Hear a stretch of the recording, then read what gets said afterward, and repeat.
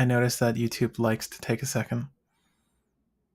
Hey, welcome to the show before the show, where I check to make sure everything's working. I'm your local game guy, Patrick Marlett, and this is local game co-host Will. Sup? Not much, dude. Happy to be in New York.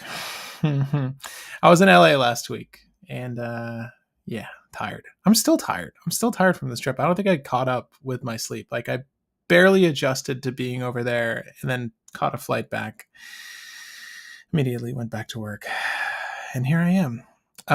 Monday, this is my Sunday, basically, before I start my work week. So happy to be here with you guys, talking the latest Magic the Gathering set, Edge of Eternities. Yes, there's multiple Eternities in this world.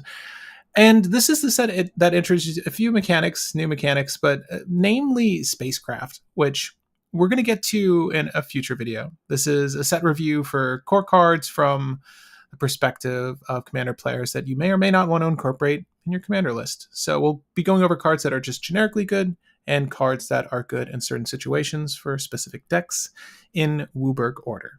If we happen to miss anything that you find is particularly good or just want to talk about, bring it up during the live. That's why we're here. But you can expect it's a pretty short list of legendaries, but you can expect a tier list from us for the legendaries from this set. Spoiler, there aren't that many spacecraft to talk about, despite the rule change. Kind of underwhelmed on that. I think like a total of like 6. There's not a lot. To include, I should state the commander precons. So, yeah. It's like 1 in white, 3 in colorless, and 2 in the commander precons. What? Oh, sorry, no, there's a WUBRG one as well, so 7. Okay. I'm wondering how many more sets are going to introduce spacecraft to the equation, because that's very niche.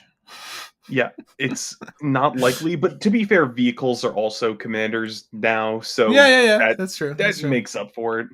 Not that we needed more things that could be in the CZ, frankly. And we did build Jackdaw just to give this a trial run to see if it's any good, at least in a competitive sense. And the deck worked, obviously, in a vacuum, but it worked. If you want to see that video, you can check it out here on the channel. These lives tend to go long, so I'll skip any more preamble and go right to it. Well, did I miss anything before we start? Only like what some of the effects do, but we're going to go over them as we go through it, so you're good. Everything should have been covered. Yeah. So Will's going to guide us on our journey. He will be our captain. So there's a whole lot of tech in this set, and a handful of like new kind of stable cards, but it's really just tech. So let's go into the tech. To start off is the first card on the entire list, All Fate Stalker. I assume that we have the same setup. I'm going to see your screen on the side probably in a second. So we didn't really confirm that. I have 276 cards, and I'm looking at both the core and commander. Yeah, 276 cards in color order. Yep, we're the same. All right, we're the same. All Fate Stalker. We're all the same. This is the first card I have on my list because it is a 4-mana creature with an effect called Warp. Warp says you can play this card from your hand for its warp cost, and then at the end of the turn, you exile the card, and then can play it for its regular cost as it remains exiled. So it basically turns creatures into like... It's kind of a new adventure mechanic. It's you can play the card immediately for an effect and then gain the effect again later. With this one, it is ETB. Exile up to 1 target non-assassin creature until this card leaves the battlefield. The reason why this is a good card is because, 1, Abdel combos. That is the primary reason why this is good. Abdel's not an assassin? Abdel's not an assassin. He's a warrior, I think? Yeah, he's a warrior and he makes soldiers. This is just another Abdel card. It's 2 mana, so it's a really efficient Abdel card. And this is weirdly a decent value card if you have an ETB commander or just a lot of ETBs in your deck, because you can pay 2 mana to slow flicker something. So, just decent tech, specifically good for Abdel if you're an Abdel player. Yeah, not bad. You warp it in, obviously, to start. Yes. Every time. Yeah. Every time. Next is, even if you just want to like temporarily remove something, like turn off that Draenith Magistrate, play your commander, and then return that Draenith Magistrate, it's just a good card. It doesn't hurt, yeah. Next is Exalted Sunborn. And Exalted Sunborn is another warp card with a warp cost of 2. It is 5 mana for a 4/5 flying lifelink angel wizard, and it says whenever one or more tokens would be created under your control, create twice that many tokens instead. This is just another card for like Marath combos and things like that. Any deck that cares about doubling tokens to do some kind of combo, this is the most efficient way to do that as just an immediate effect. I don't know if Marath is like cares about counter token doubling. I think Marath is more counter doubling, but Hmm. point still stands if you run a combo that cares about doubling tokens. This is really good. It's also not creature tokens, it is just tokens, which is really nice for random artifact stuff as well. Like playing this and Dockside or any other treasure maker. Yes, I know Dockside is banned, but it is the one everybody remembers. Sadly. Um, yes. There's some Uh, cool things I guess you could do with Marath. I mean, yeah, so far as the tokens are concerned, it would just be the elementals, but I think you could do some shenanigans with that. and the next one, once again, another tech card, and it's Exosuit Savior. This is just another. This is another Tashar card. It's just ETB. You can bounce a permanent to your hand. So it's another Tashar card. We covered this on a couple of other sets. We keep getting more and more Tashar cards. I don't think we. The past three sets have each had a ETB bounce a permanent card. So this is just another one. Could be a decent in Marnius. Marnius with the Exalted Sunborn. I believe so. I know I'm speeding through these, but I'm speeding through No, them no, just no, because no. a lot of them are tech. Yeah, Next one, yeah, yeah. this I don't know if like there's a critical mass we're trying to hit with like Teshar for it to be hyper viable, but yeah, it's good to see another bounce card. And nothing to say on any of these. The tech cards are kind of self-explanatory, it's funny. I think Tashar has already hit critical mass. Its pretty current much. bottleneck is ways to sack creatures to win the game. Right. That is the bottleneck. It's like Blasting Station and Altar of Dementia right now. It needs more. Yeah, grinding station to self mill with a lot of the artifact creatures is really Or helpful. That's where like yeah, Exosuit Savior, if it was an artifact, it would be extremely palatable because I think we have something better in Glinthawk for this, but still good and to have I'm the gonna point option. out, Exosuit Savior does not imply that there's a guy inside. It just implies that the exosuit saved somebody. So don't know why it couldn't have been an artifact creature. Come on, wizards. Other than the subtyping that says it's a human, yeah. Yeah, you could have just said like soldier and then had it as the artifact creature. Um, Fair. next though, and this is the first staple that I think people are actually going to run. Hard light containment. It's one white Ooh, for an enchantment aura that enchants an artifact you control, and it exiles target creature an opponent controls until this leaves the battlefield, and it gives the permanent ward 1. So your artifact is protected, and it's a Swords to Plowshare effect. it's pretty damn good, Good. man. I mean, you obviously need an artifact to put this aura on, and you'll know if your list is suitable for this. Clearly, even like it depends. Like artifacts aren't like hotly targeted, so putting this on the One Ring is probably solid because that would be targeted. Otherwise, I'm trying to think of what you really need to slap Ward One on.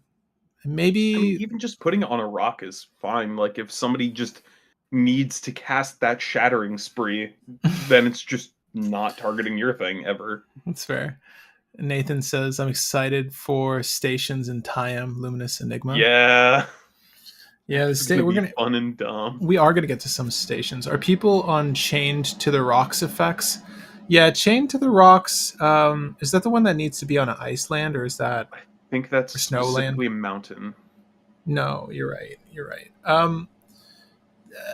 Yes and no. I mean, this is like two in one though. It's basically protection at the end of the day, and then temporary removal at Yeah, face. it's less that this is used because it's a chain to the rock effect, and more so that it's a one mana thing that requires you to need a thing that you will almost always have every single game, and it gives you an additional benefit. So it's just kind of swords to plowshare with some upside. Because Hmm, enchantment removal is not as much of a thing in cEDH, not really. but No. like artifact and creature removal is very prevalent, but enchantment Yeah. removal is uncommon. Yeah, I will say like it doesn't have flash, so you are doing this at sorcery speed, but even still, it's pretty solid.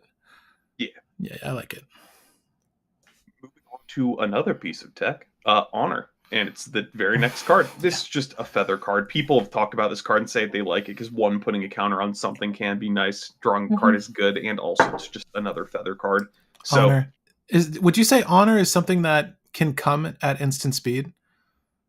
I wish that it was an instant, but I feel like they thought a combat trick that drew a card might have been too much. But red Yeah, has a million, so it would have been pretty damn good. yeah. It's all right. Whatever. Next, the very next card, Honored Knight Captain. This is more so in there because there are a lot of commanders that have like very weird niche equipment combos, and this can be recurred to keep getting the equipment over and over and over again. You don't need to pay to get the equipment in play. You just pay the cost to sack this and then put the equipment into play.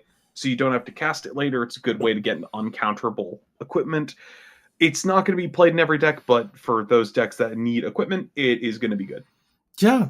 I mean, tutor to field is pretty slick, dude. And it's also not a notably not at sorcery speed. So if you have something that Also, auto equips, like it's pretty solid. this is weirdly like a good Nim Deathmantle card because it gives you two Mm-hmm. bodies. Because ETB, also, I didn't even read the cards. Sorry. Honored Knight Captain is 2 mana for a 1/1 that when enters makes a 1/1, and you can pay 6, sacrifice it, and search for an equipment, then put it into the battlefield and shuffle your library. It's just 2 mana, get 2 bodies, get an equipment. It's good utility in very niche decks, so it's good. Stoneforge Mystic is probably still better, but the fact that it has 2 bodies and it puts it straight to the field immediately is useful, but I would not say that it's not crazy, but it will probably see play in like a deck or two as like a weird tech card. I'm curious what you guys feel about Honored Knight Captain. Like, I think this is pretty solid, uncommon, just base because 2 mana 2/2 spread out between two bodies with a decent effect. It has sacrificed this creature, you know, but It's, I will say, very great to Char card. Just keep getting all those equipment that you don't need into Char. It's going to be a very fun get the casual skull card. clamp But immediately. Get the skull clamp yeah, as fast as you oh, can. you can get that one equipment. You can get any of the equipment that say sack of creatures. The equip cost in there. You go, Yeah, bada bing, bada boom. piston That's your infinite sledge, sack effect. piston sledge, right? In Demon Male Hallbark, Piston Sledge is sack an artifact. Demon Male Hallbark is sack a creature, and then Yeah, yeah, there's something like botany equipment or something like that that's sack a creature as well. It's a new one. yeah. Um, You don't get the trigger on Teshar doing this, but it's still pretty solid. yeah. But next is another white staple, and it's also another 1-drop, and this is already making ripples in 60 cards supposedly because it's good in death and taxes. We got Lightstall Inquisitor. It is 1 mana for a 2/1 Angel Wizard, which, by the way, Dim- Angel is very relevant for a lot of decks because there are decks that care about when angels enter to do some big things like gaining 4 life. And this is the first 1-cost angel, I think. So that's Is that a notable. fact? Maybe I No, I will thought have there to was double like check because a. there's changelings, but I don't think that we have like a 1-cost angel outside of I this. think we got like a Definitely not one as good as Saras. this. No, no, Because no. Yeah, this is good for one. yeah, oh, so when it enters, it's a vigilance 2/1. When it enters, each opponent exiles a card from their hand and may play that card as long as it remains exiled. Each spell cast this way costs 1 more to cast. Each land played this way enters tapped. This is just a mass hate piece. In cEDH, your hands are so refined that you usually don't have the space to lose a card, and the taxing effect hurts a lot of things. And I talked with you about this earlier, Patrick, where if you're given the option of revealing a combo piece or revealing removal or interaction like a counterspell, or given the option of a land, the best option, a good amount of the time, is to just reveal the combo piece. Because if you reveal interaction, one, the interaction loses a ton of utility, and two, it weakens it so much. Because if you're an offer you can't refuse gets turned into negate, crap. Right. um, and then if your fetch land gets turned into a tap land, also pretty bad. You if you have duplicate lands that you can play, you're usually fine with just getting your fetch land into play tapped. But Right. You'll probably throw the shock under that and be fine with it. You're like, okay, yeah, you slowed me but down. You slowed me down a bit. yeah, my biggest thing is that people are throwing combo pieces into this a lot of the time because making Thoracle cost 3 instead of 2 usually is not too critical. It's not too bad. Yes, people are going to go, oh my gosh, she has Thoracle in hand already. But to be fair, if it's turn 3, people are already expecting you to win. It doesn't matter. It doesn't matter if they get that info. It doesn't matter if it gets taxed. Yeah, I like it as a turn one playable. I don't know if Angel's too relevant for a Segovian Angel. Thank you, thank you, thank you, thank you, thank you, Nathan. I was like, there's a wee little angel. That definitely cost 1. It was from the what's the one with the knuckle duster? What is that set? It's the same set that gave me the you win the game for citizens thing. Oh no, never Also, mind. Modern Horizons, never mind. But yeah, also it's the wee little angel. She looks small. She looks like a miniature. yes. Can I also say, like, the angels in this set are freaking brutal. They're Like, gnarly looking, dude. I like the one you pointed out earlier. The Exalted Sunborn looks yeah, sick as fuck. I am kind of sad because I feel like this it would have been the best set to have like another white villain card because usually in Magic a lot of the villains are like red or black. Mm, We don't get like, and sometimes blue. Red, black, and blue. It's like Grixis is the villain color, but we don't get a lot of green villains and we don't get a lot of white villains. Like Elish Norn is and Heliod are the two most prominent white villain cards. And mm. like, dude, you totally could have done like an evil angel theme in this and had like the big bad of this set who's fighting with Tezzeret be one of the angels. That would have been cool. Celestial Angels. Hell yeah. I would have dug that. Another next card is another tech card. And this brings into a new mechanic because it's a Lumen class frigate. This is very straightforward. It's just well, first new effect. It is 1 to white for an artifact spacecraft. Spacecraft are cards that have the effect Station. Station says you can tap a creature you control and put charge counters onto this equal to that creature's power, but only do this as a sorcery. Then, depending on the number of charge counters it has, this card gains effects. For with 2 charge counters, this is an anthem for all of your creatures. For 12 charge counters, this is a 3/3 flying lifelinker that still anthems all your creatures. The reason why this is a notable card is it's just a very cheap and efficient anthem that you can usually find easily as an artifact. We do have a commander in here that very much so cares about anthems, so this is notable. Hold on. Iconic white magic villain. We got another drop. It's from Kamigawa, I believe. I gotta see it. I gotta see the card. Oh yeah, yeah. That was like, It's yeah, that was from so far ago. That's from a long, yeah. long time ago. I do still respect that though. Like, yeah, Did no, it's a good Konda drop. come up with the Neon Dynasty? Was there a new version of him? I don't think so. I think he might have gotten killed in Konda's like the initial story. I think, right? oh, from old age. Yeah. Well, you got the Yeah, fall of Lord Konda as a card in Neon Dynasty. It's that exile might a have thing your something to do opponent with it. controls and opponent gain. So it's exile a creature an opponent controls.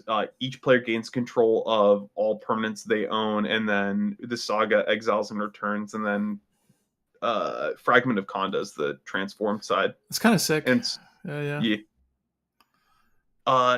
it looks like he got killed by AO, something along the lines of that. But back to Lumen Class Frigate. It's just an anthem and it's a really good body because if you get this into play, it helps set up the charge counters to get it to 12 rather quickly. This is going to be a decent card in 60 card because if you have any kind of go wide deck, this goes wide and then becomes a 3/5 flying lifelinker. Hell So yeah. it's just a good card.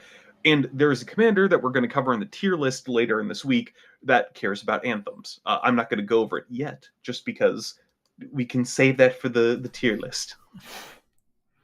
Frigate's fine. Thoughts on this card, though, Patrick? 2 mana, 2 cost to put Anthem. so far as like your charge counters are concerned.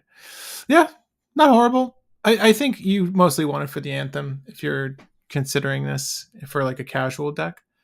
It's Yeah, fine. it's just 2 mana for an anthem is good. We've had a whole bunch of effects that have done that, and I don't think that we've had like 2 mana to just give all of your creatures +1/+1, other than the tree that we got in Lord of the Rings. I Oh my god, also the tree is so good. This uses charge counters, which is relevant for a whole bunch of different things because there are cards that care about removing charge counters. So all spacecraft and station effects have like a little asterisk there, just saying like it has other stuff it can do for weird tech. And we're going to be going over one of those cards in colorless eventually. My next one. This is my favorite card from this set, and I bumped my camera. This is my favorite card from the set, and I want more of this effect, along with another type of effect I've already gone on a million rants about. But this is Patrolling Peacemaker. It is 2 and a white for a Oh, 0/0 that enters with 2 counters, and whenever an opponent commits a crime, proliferate. Whenever an opponent commits a crime feels like the whitest effect ever, and I mhm. want more of that. That feels so cool. Is this the only card that has crime When an opponent commits a keyword crime, yes, this is the from the first set card to have when an opponent commits a crime. outside of? Well, no, no. No, period. Period. This is the first card that says when an opponent commits a crime. This really does feel like a white thing to do. Yeah. And the thing is, it's not like broken. You can easily play around this and you Yeah, can yeah, yeah. It's not like try to difficult. kill this first. So it's not like an insane cracked card. It is Even if funny this though is if you like let it alone, it's like it just gets swole. It's like bigger, I'm gonna keep peace, damn it. It's kind of funny. It's I like this. I saw this. I only have a few cards on here. Will's covered most of them, and this was what I had considered. Was I'm like this feels kind of cracked in a like a 4-player setting. You have 3 opponents, but it's not horribly broken. It's just kind of a cool effect to see on a card. And yeah. dude, whenever an opponent commits a crime, draw a card. When that shit happens, I hope to And God it's fucking white. I the hope it's thing, white. well, that is definitely going to be white. And the thing is, I don't even think that's a broken effect because from what's it Not called, really, the no. archivist of Ogma, Yeah, yeah. we realized people don't search as much as you think they do. Like, in how many crimes do people commit in Commander in general? Honestly, not a lot. So, and for those who don't know, because I figured I might as well go over it, um, a crime is if they target an opponent, anything an opponent controls, or a card in their graveyard. So that is what committing a crime is. It's pointing at a thing that is somewhere other than the stack or the library. How dare you? But yeah, I when we get we legitimately could get a 2 mana 2/2 that just says when an opponent commits a crime, draw a card, and that would honestly be fair. And also I do want to just point out the fact that this is just the coolest effect I think we've gotten in Magic in a long time. Yeah. I want them to make commander decks that are just built around expanding on cool concepts that they usually can't do in sets, because I want them to make a white deck that is when an opponent commits a crime, do blank, and effects like what is it, Pulse Mage Advocate, which I've talked about on the channel a lot. It's just a 3-drop that you can tap to give an opponent 3 cards back from their grave to reanimate something from your grave. Giving an opponent a benefit like that to reanimate something is, or to get like a bigger benefit, is really cool, because in 4-person formats I can just go, hey, their win cons on the stack, here, take back your Force of Will and 2 lands, and then, or your Force of Will, A a blue random blue card. card and a land, and then I'm going to reanimate Consecrated Sphinx. Cool. Yeah. Deal with them. Deal with them and then let me profit. Yeah. Pulse Mage Advocate, I think, works at instant speed or only sorcery. Yes, it does. Okay. That's why I love that card. I want them to make more of those effects. It is the coolest white effect, but they stopped doing it. This kind of does remind me of like the villain in the first RoboCop movie, like that the the thing he fights at the end. Just like weird, awkward, misshapen, top heavy looking robot. At any rate, sorry, I made a reference to RoboCop. Don't mind me. Uh, I haven't seen but that movie yeah, in if your years. deck cares about counters, consider Peacemaker. You gonna bring a Pinnacle Star Cage? I'm gonna bring up Pinnacle Starcade. Okay, because it's the Um, next is the next yes, card. there's so much stuff in here that I've covered because I'm like, it's cool tech, it's cool tech, it's cool tech. Pinnacle Starcade. It's one white for an artifact that says when this enters, exile all artifacts and creatures that cost 2 or less until this leaves the battlefield. Not You can bad. pay 6 white, and then put all cards exiled by this into their owners' graveyards, and you make a 2/2 robot token for each card put into the graveyard this way, then sacrifice this. This is actually a card that's existed already, except the other version is exile all non-land permanents, and this is just exile all creatures and artifacts. But this is better. And the reason why is not because of that bottom effect, but it's because this is an artifact.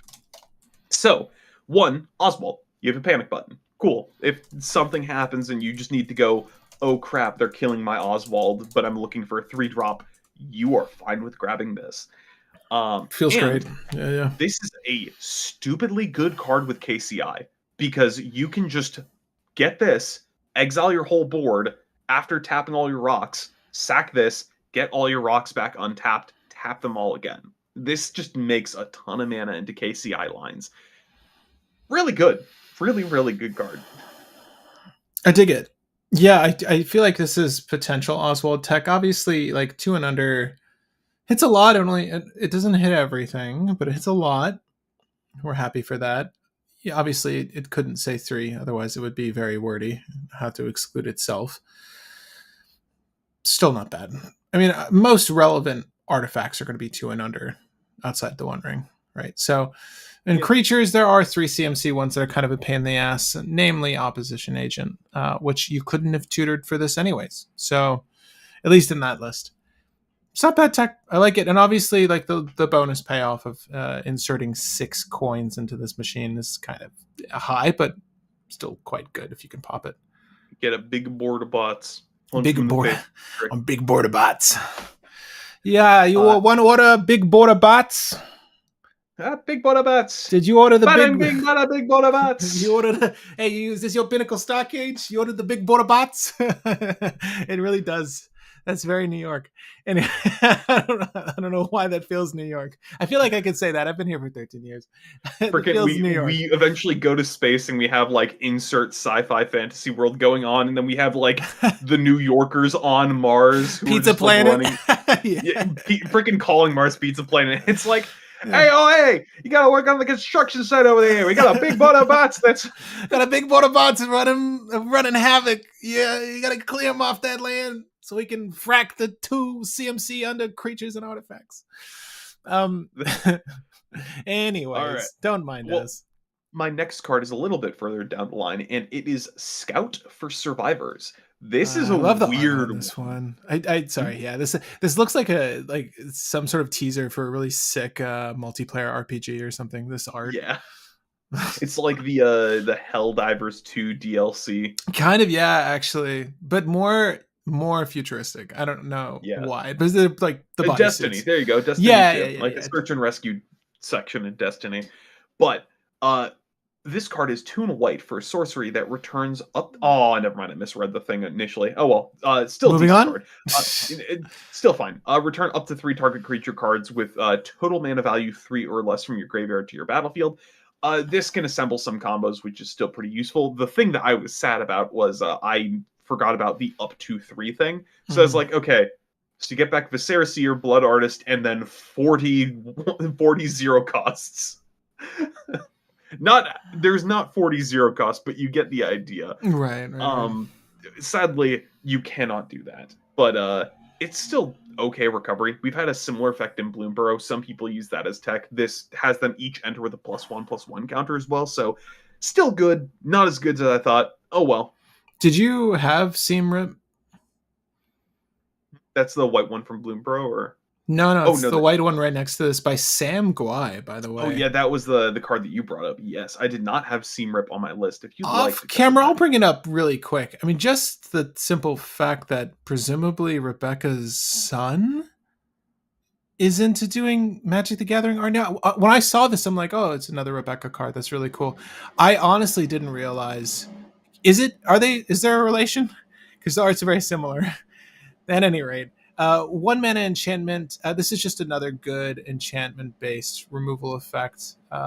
We talked about this off camera. There's a similar effect in existence, but when this enchantment enters, exile target non-land permanent and opponent controls with mana value 2 or less until this enchantment leaves the battlefield.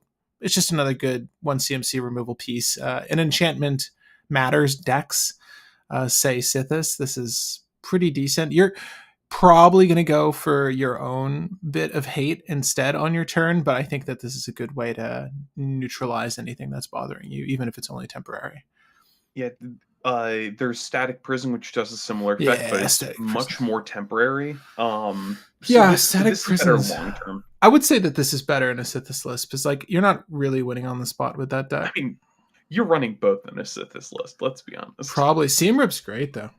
Not as good Yeah, as Return from Avernus. Oh, for Scout for yeah. Survivors. Yeah, yeah. It's see the card was on my list because I thought you could get back all the zero drops. So I'm like, haha, funny meme deck. But Mm, no. I have one more white card, and my last white card is Starfield Shepherd. I thought so. Yeah. Oh, the art looks amazing too. By the way, Last This Angel. is There's a 5 mana. Yeah, there's also an angel. It's a 5 mana Last 3/2 Angel's cool. flyer with warp for 1 and a white that says when this creature enters, search your library for a basic plains or creature that cost 1 or less, reveal it, then put it into your hand. This is 2 mana tutor for Esper Sentinel and like a handful of those other 1-drop creatures that you care about in your decks. Lightstall Inquisitor, maybe. Pretty good card. Yeah, yeah. Turns out tutoring for Esper Sentinel is worth doing, as we see with effects like Ranger Captain of Eos. But to be fair, Ranger Captain of Eos does its own thing. Kind of there for the You can silence, I feel like, in most instances. But yeah, just getting the additional value from that is amazing. Two for you this is fine. Two for this can is also fine. double dip into this later because you can replay it later for 5, which you probably don't want to do. But also, one thing that I do want to point out for all these warp cards is you're getting a high CMC card in for very cheap. So if you have things that care about CMC, like Birthing Pod, this is a really good effect to kind of cheat in higher cost things and skip True. over CMCs for Birthing Pod. So just a generally good utility thing. If you flicker this as well before the end of the turn, you'll get it back permanently. There's a lot of things for Warp that are really useful. Not a lot of them are really cEDH relevant outside of the Birthing Pod thing. But this is a 2 mana tutor for Esper Sentinel. Mm. Honestly, great, awesome, good, no complaints for me. Yeah. What's a good, like, if you're in trip color and you've got this green and blue, what's a good 7 mana thing? Is Jin Gataxias 7? Oh, you're thinking for Eldritch what's it called? Evolution, or Yeah, like Eldritch Evolution. yeah, there's a couple Um, things that you can, like, just upgrade, from 5 pretty Hullbreak Horror. substantially. Hullbreak Horror. Hullbreak Horror would be legit. Finding a 1 cost doesn't help you though. Let's see. Um, 1 cost creatures. I'm gonna do like a quick search by you get a EDH Rec you get Rank. a dork. You get a no. You get your the one that lets you sack lands to, like, give hexproof or something, or Oh you yeah, get the Allosaurus Shepherd, or you get a. It could be what any is it number called? of things because it finds planes, but you can get any colored creature. It doesn't matter. So maybe Allosaurus Shepherd is like a good choice, but your win con is not green. You can find Sarah Ascendant, obviously. You Mm-hmm. can find the Mother effects. You can find Weathered Wayfarer if you need to get better lands than just basic forests. Mm. There's the Ocelot of Pride, but that's less of a cEDH card. You can find Hedron Crab if you want to do like mill things. You also have Quirion Ranger. Quirion Ranger is actually a very good hit. Genuinely, yeah, I like strongly considering Bernard Ginger Sculptor for a pod based deck and casual with the new warp stuff. Yeah, like I think that makes so much sense. Yeah, I think he's the guy that when something dies, you get it back as an artifact creature with like limited effects and it's a food, That sounds like really limited fun. stats and it's a food, something like that. That sounds super fun. Sounds super food. Can you imagine? Superfood. Starfield Shepherd cookies, please. Yeah, no, Will covered everything I had, and those are all decent cards. Yeah, very. Some are more tech oriented. Not all these Yeah, cards are going to slot into decks, but the two that we mentioned that will likely see play, the Hard Light Containment and the Lightstall Inquisitor, maybe. The Inquisitor is just good as a way to mess with people's hands. If you play this as your one drop in a white deck or like a Boros deck or any deck where you usually don't have like a good turn one, this messes up people's day. Like this will slow people down. Stuff dies, you can get exile and make a 1/1 copy, but it's also a food golem. Yeah, that's awesome. Yeah. Yeah, that sounds awesome. I love this idea. I would that sounds like a super fun deck, honestly. All right, if there's anything in white we missed that you wanted to talk about, let us know. I think we covered a healthy amount of cards from white though, so I think we're ready to move on to blue. Yeah, people can give us the white recommendations after the fact as we're going through blue. But the first one, consult the star charts. This is a very good card, actually. So, 2 mana for an instant with Kicker for 1 in the blue. I think this is the only card in the set with Kicker, but to be fair, I think it's fine to do so. So, look at the top X cards of your library, where X is the number of lands you control. Then, put one of them into your hand, and then, if this was kicked, put 2 of them into your hand instead. What? Put the rest on the bottom of your library in a random order. This is 2 mana, draw 1 at instant speed, and you're looking through like the top X. This is one more for like a ponder style effect. In addition to the fact that you can kind of turn it into a factor fiction. So it's just a really good utility cantrip. You can go deep, you can get 2, you can get 1, doesn't really matter. It's a good card. Imagine this in Nadu, bro. Yeah. Those star charts. I look through the top 30. Yeah, those star charts are lengthy this year. Too bad Nadu's dead. Yeah, it's good. I don't know how often you're going to kick it, but if you do kick it, can we kick it together? Well, to be fair, you can just hold up mana for interaction, and then if no one does anything, you just go, true, "Well, true. I got 4 mana. I might as well grab 2 things." Yeah. You're never opposed to consulting the star charts. Yeah, is your camera moving? It's. I bumped my monitors like a day or 2 ago, so it's looser than I would like it. So I just have to adjust it. I want to show off. I want to show off something I'm not using as you go over the next card. All right. So consult the star charts is good. The next card that I have, this is a card that we've already gotten like 5 other copies of, but we're bringing this up because it's still a good card. Cryogen Relic. 1 in a blue for an artifact that says, when this enters and leaves the battlefield, draw a card. You can also pay 1 in a blue to sacrifice it and put a stun counter on up to 1 tapped creature. Oh, you're showing off your headphones. If someone notices and recognizes what this is, holler. I'm just super excited to tune them. I'm gonna say they're not very balanced, but that's okay, Kef. I did the audio design, sound design. Excuse me. Anyways, really fucking cool. Simic rubbing. That's where I stopped reading that. Yeah, Simic rubbing their hands maliciously. Yeah. But yeah, Cryogenic Relic. Throw it into a KCI deck, you get your 2 draws immediately. Like, we had a colorless artifact that does it, a black artifact that does it, and now we have a blue artifact that does it. Great. This, however, putting a stun counter on something is also just freaking brutal. If you have a proliferate commander, people are sad. That thing is never untapping. Probably not. What's the best target? Najeela? To stun counter something? Tymna. Najeela. One of the 2. Who needs to tap Oswald?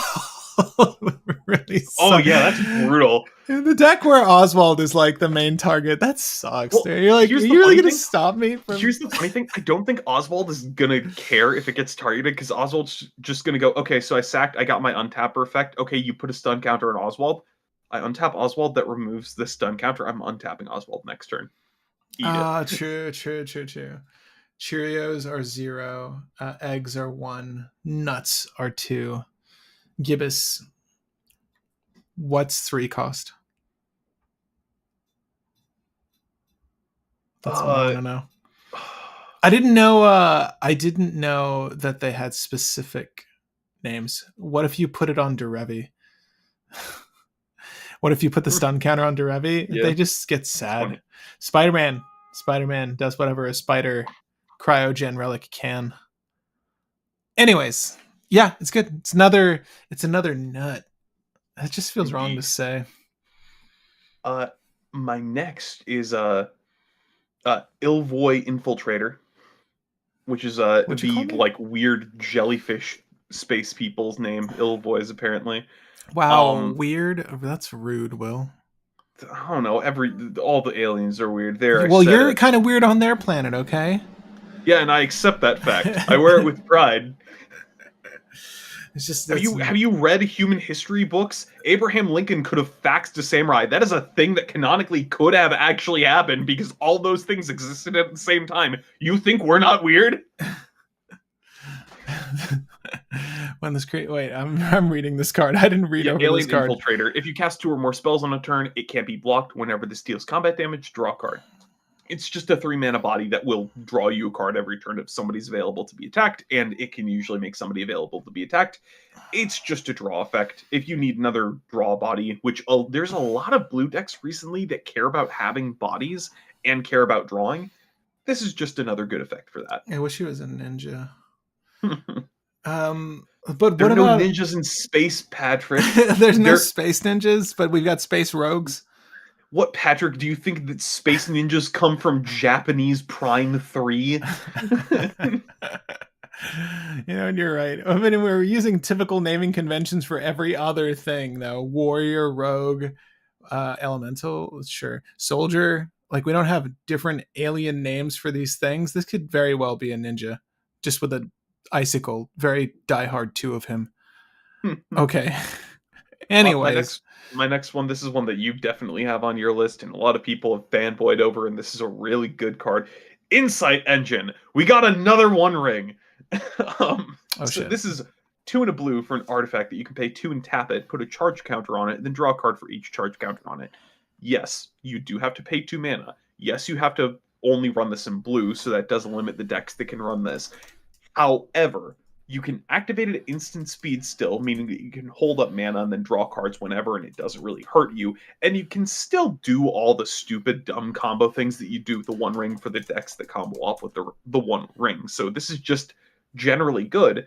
And on the other upside, you don't take damage from this, so you can proliferate and buff the counters on this as much as you want.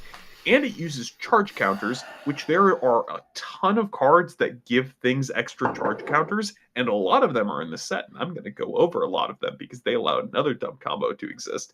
But this is just another One Ring. It's a worse One Ring, but a worse version of one of the best cards in the game is playable, weirdly enough.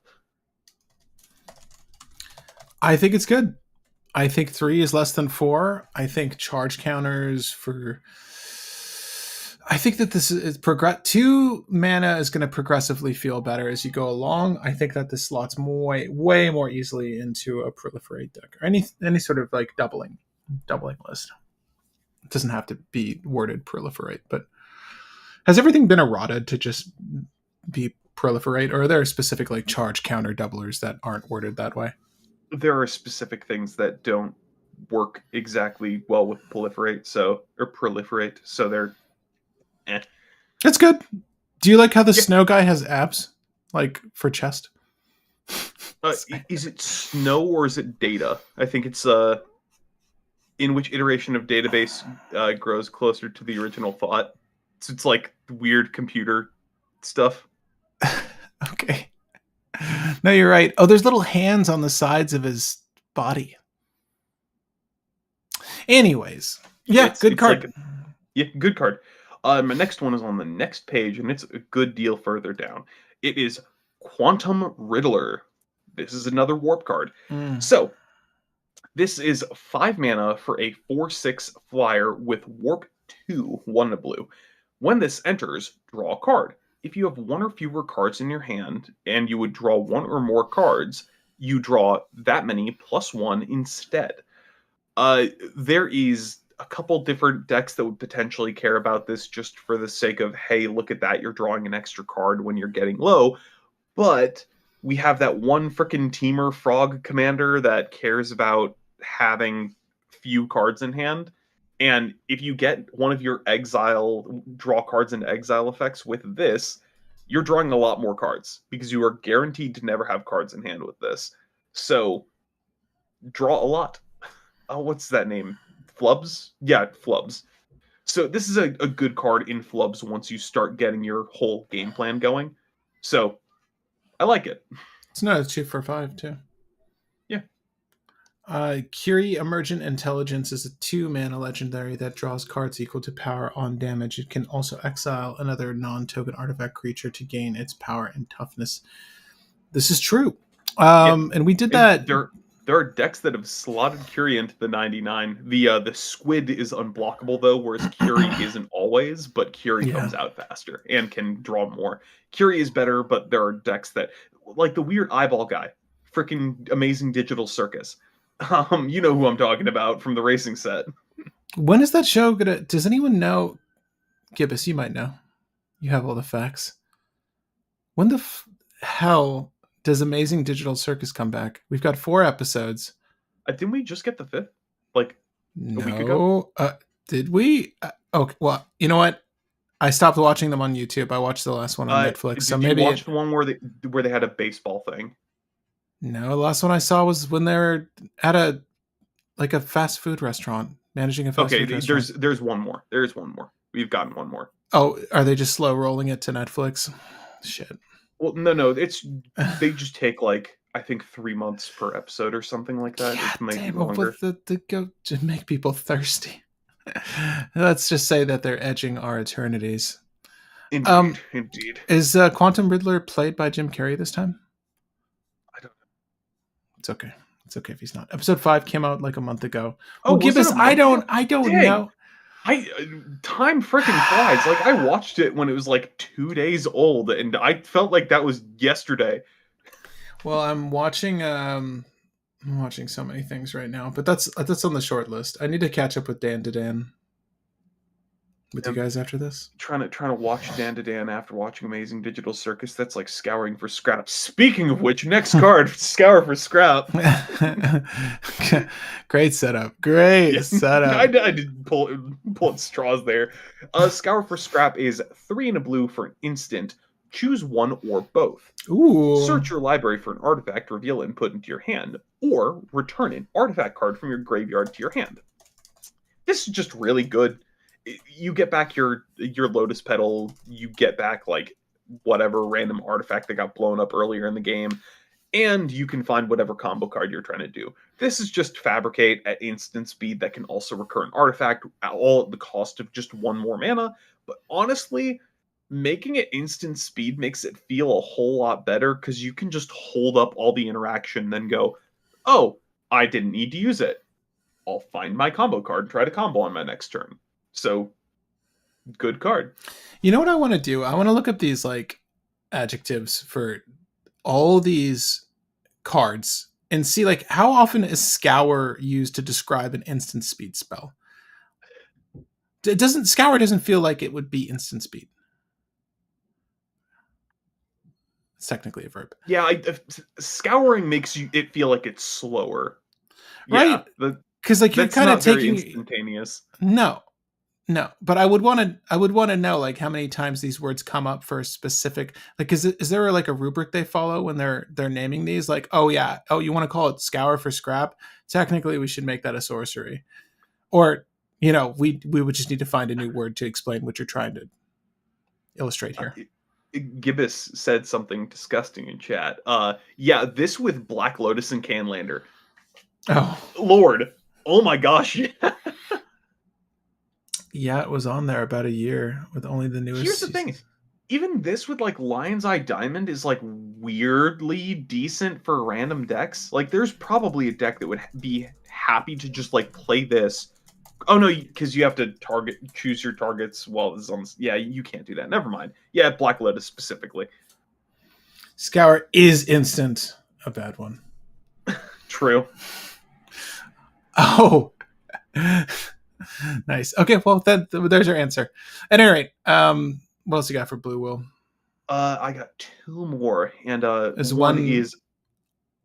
Is it an M? Does it start with M? Let's see. No, none of them start with M. So you'll have one. Well, yeah, we already passed the M's. I got 2. They're relatively quick, and then it's not that good. It's a tech card. I'm not going to bring it up.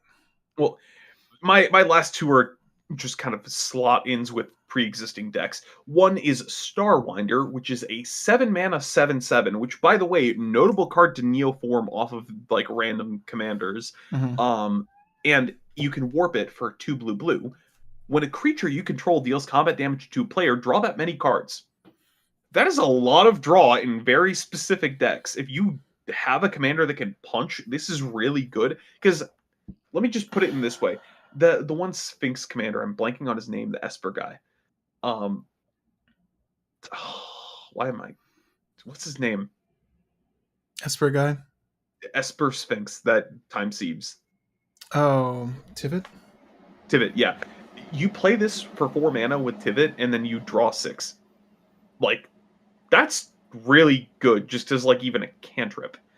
Well, a draw effect. Four But mana, then draw there's other six. decks like Nagila where you can just throw this in and it's 4 mana, draw a large chunk of cards. There's a couple decks that care about this. If you have a punchy deck that just needs a bit more draw, this is pretty good. This is also good if you have decks that neoform into 7 drops and need more something. Because honestly, just cheating this in and then going, hey, I'm going to draw 10 cards a turn is pretty good in a Simic deck. So, good. Good card. Good card is good. Dude, I like the alt art for Starwinder is amazing. Looks like this cosmic whale. So dope. Oh, Worth playing just for that. I like it better than the serpent. It doesn't feel like a leviathan. you get the eel art, the serpent art, and the whale art. Take your pick. Also, wait, really quick, how is a whale a starwinder? Don't ask questions like this. Don't ask Will questions don't ask that questions that are crush my dreams. beyond your reach. These are Cosmos questions. Will, how can you deign? How can you pretend to answer? I don't know. All right. Well, my last one is Uthros Research Craft, which is another Yeah, spacecraft, and that's one I got all too. It's yeah, pretty all you good. have to know is put 3 charge counters on it. Then whenever you cast an artifact spell, draw a card. You don't need to read the rest of it, but for the rest of it, uh, put a charge counter on it, and then you can, with 12 charge counters, have it be an 08 with flying, and it has +1/+0 for each artifact you control. No, This is keep just it a an 3 mana artifact. Joyra. Keep it This is an a 3 mana artifact. Joyra that's an artifact. It's really good. Yeah, it's quite good. Actually, let me point out this in Urza. You tutor for artifacts in Urza. Oof. You can get this, and then this is your draw in Urza to draw your deck, and you will just go play a 0 cost draw, play a 0 cost draw, play a 1 cost draw, play a 1 cost draw, and keep going. He So generates the construct like as the ETBs, yeah, right? and So that's gonna crew it to 3 very easily. right. Yeah, this in Urza is really good. High Lord Yeah, Artificer, we should say, but that's probably the only one people are realistically playing. but even like random decks that just care about artifacts, this is good. Yeah, I like it. And you had one that I missed, I believe, Nah, talking about. I don't think you missed it. I think it's an interesting card in certain decks. I'll bring it up real quick. It's Moonlit Meditation. For Oh yeah, 3 mana, 2 generic and a blue, enchant artifact a creature. The first time you would create one or more tokens each turn, you may instead create that many tokens that are copies of the enchanted permanent. Obviously, this is going to pop off in certain decks. It will do nothing in other decks. I think for 3 mana, it's not a high ask. But again, it's a very, very niche. I just think the effect is potent. I it's don't necessarily have a deck for you, though, that would want to like leverage it's this. really cool and really powerful and casual. The thing that I've seen people talk about for this is just put it on a token generator, and then the token generator makes more token generators, which go more and more and more and more and more until you can eventually just swarm the board. Uh, the issue is you can't really build into your commander with this, but if your commander makes tokens, put this on even a mana rock, and then just make mana. It's good. It's not a bad card at all. I like it. Urza, Mono Blue Urza is kind of a fun deck, dude. Yeah. I don't see it that often, but all right. Same story for blue as white. If there's anything we missed, let us know. But we are moving on. How many cards do you have for black? A lot. A Okay. nine. It looks like. Are you starting with this charm? Are you trying to complete this No, I cycle? actually did not have the charm in my list at all. It's okay. It's pretty bad. Well, it's Mine. not. It's not bad. It's fine. I start on H. By the way, my first black card is Hymn of the Faller. Hymn of the Faller. Shit, Hold on, it's him. it's him. He's him. Hymn of the Faller is 1 black for sorcery that says surveil 1, draw 1, lose a life. Void, the other new mechanic in this set. Void says if a non-land permanent left the battlefield this turn, or if a spell was warped this turn, gain an additional effect. In this case, draw a card. We've had a couple, what is it called, night dealings, or decks that use night dealings. This is just another night dealings, except it surveils 1 and you lose 1 less life, but you need Void to be active. Otherwise, it's just a bad consider. Consider. Yeah, it's fine. Yeah, good. By the way, my friend pointed this out, and I love this because they should have made a version of Sarvok in this set, which I think you remember that weird jank background commander, Patrick. Yeah. So Void makes a whole mental game happen where you have to go, do I want to throw a chump blocker in front of there because that's going to trigger their Void effects, and then I'm going to be screwed. And that's a whole thing that happened with Sarvok, because you could go, do I want to take the 6 and then have Sarvok punch them for 12 on the end step? I love those mind games. I want more Void effects because that's just such a cool mechanic. So you want more Void and more crime? Yes. Okay. Noted. Next is Perigi Beckoner. This is another warp card and just a generally interesting card, but it combos in a lot of weird ways. Unfortunately, a lot of them are like 3-card combos, so they're not great, but it combos so it's notable. This is 5, 4 and a black, for a 4/5 that says and warp for 1 and a black. When this creature enters, until the end of turn, another creature you control gains +2/+0, and when this creature dies, return it to the battlefield tapped under its owner's control. Mix this with Felidar Guardian and the sack effect to do infinite sacks and infinite whatever. Mix this with a clone effect, and you can just have them bounce each other and recur each other infinitely. This just goes infinite in a lot of different ways. It goes infinite in like kind of the same ways as Kiki Jiki does, but you need a sack effect to make it work. But it is still notable because it's 2 mana, so usable. Sorry, someone did the actual research. Ryan found that there's 5 instances that have Scour in the name versus 7 sorcery, which is interesting. I just feel like from a design standpoint, this has to be something considered. I just want to know if they follow. Consider. Scry 1, draw a card. Precisely. Or surveil 1, draw a card. But only 4 sorceries are truly Scour versus names that include Scour. Yeah, I need to know, like, if this is something that is mandated. They're like, yeah, we can't name any more cards that unless they're sorcery. Or like, we need to make sure that the naming conventions line up with past cards. I don't know. I'm curious, because that has to be the case. Because I feel like design lends itself to like these names. And words have a certain impact on people. So I feel like it's important to name these accordingly. Yeah. This card's good. It's another 2 mana 5 cost, basically. Yeah.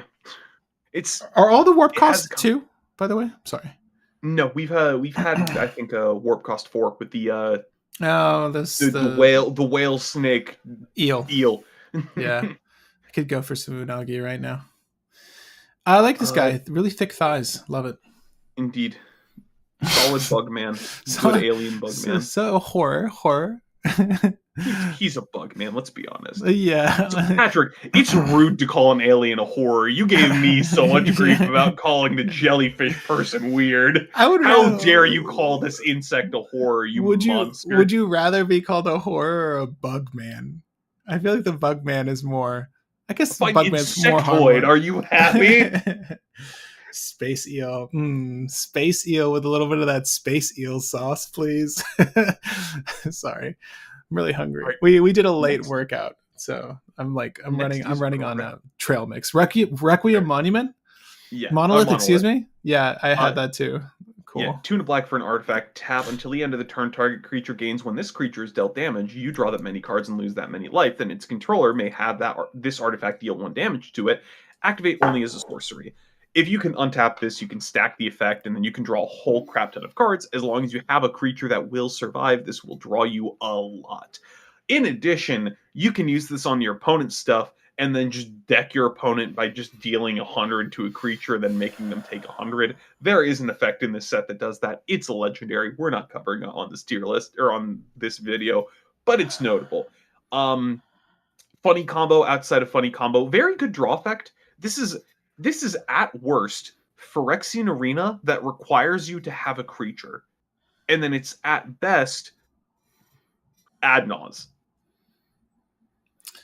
I do like it. I feel like that there's probably some heavy lifting involved, but I feel like in the right deck it's quite good.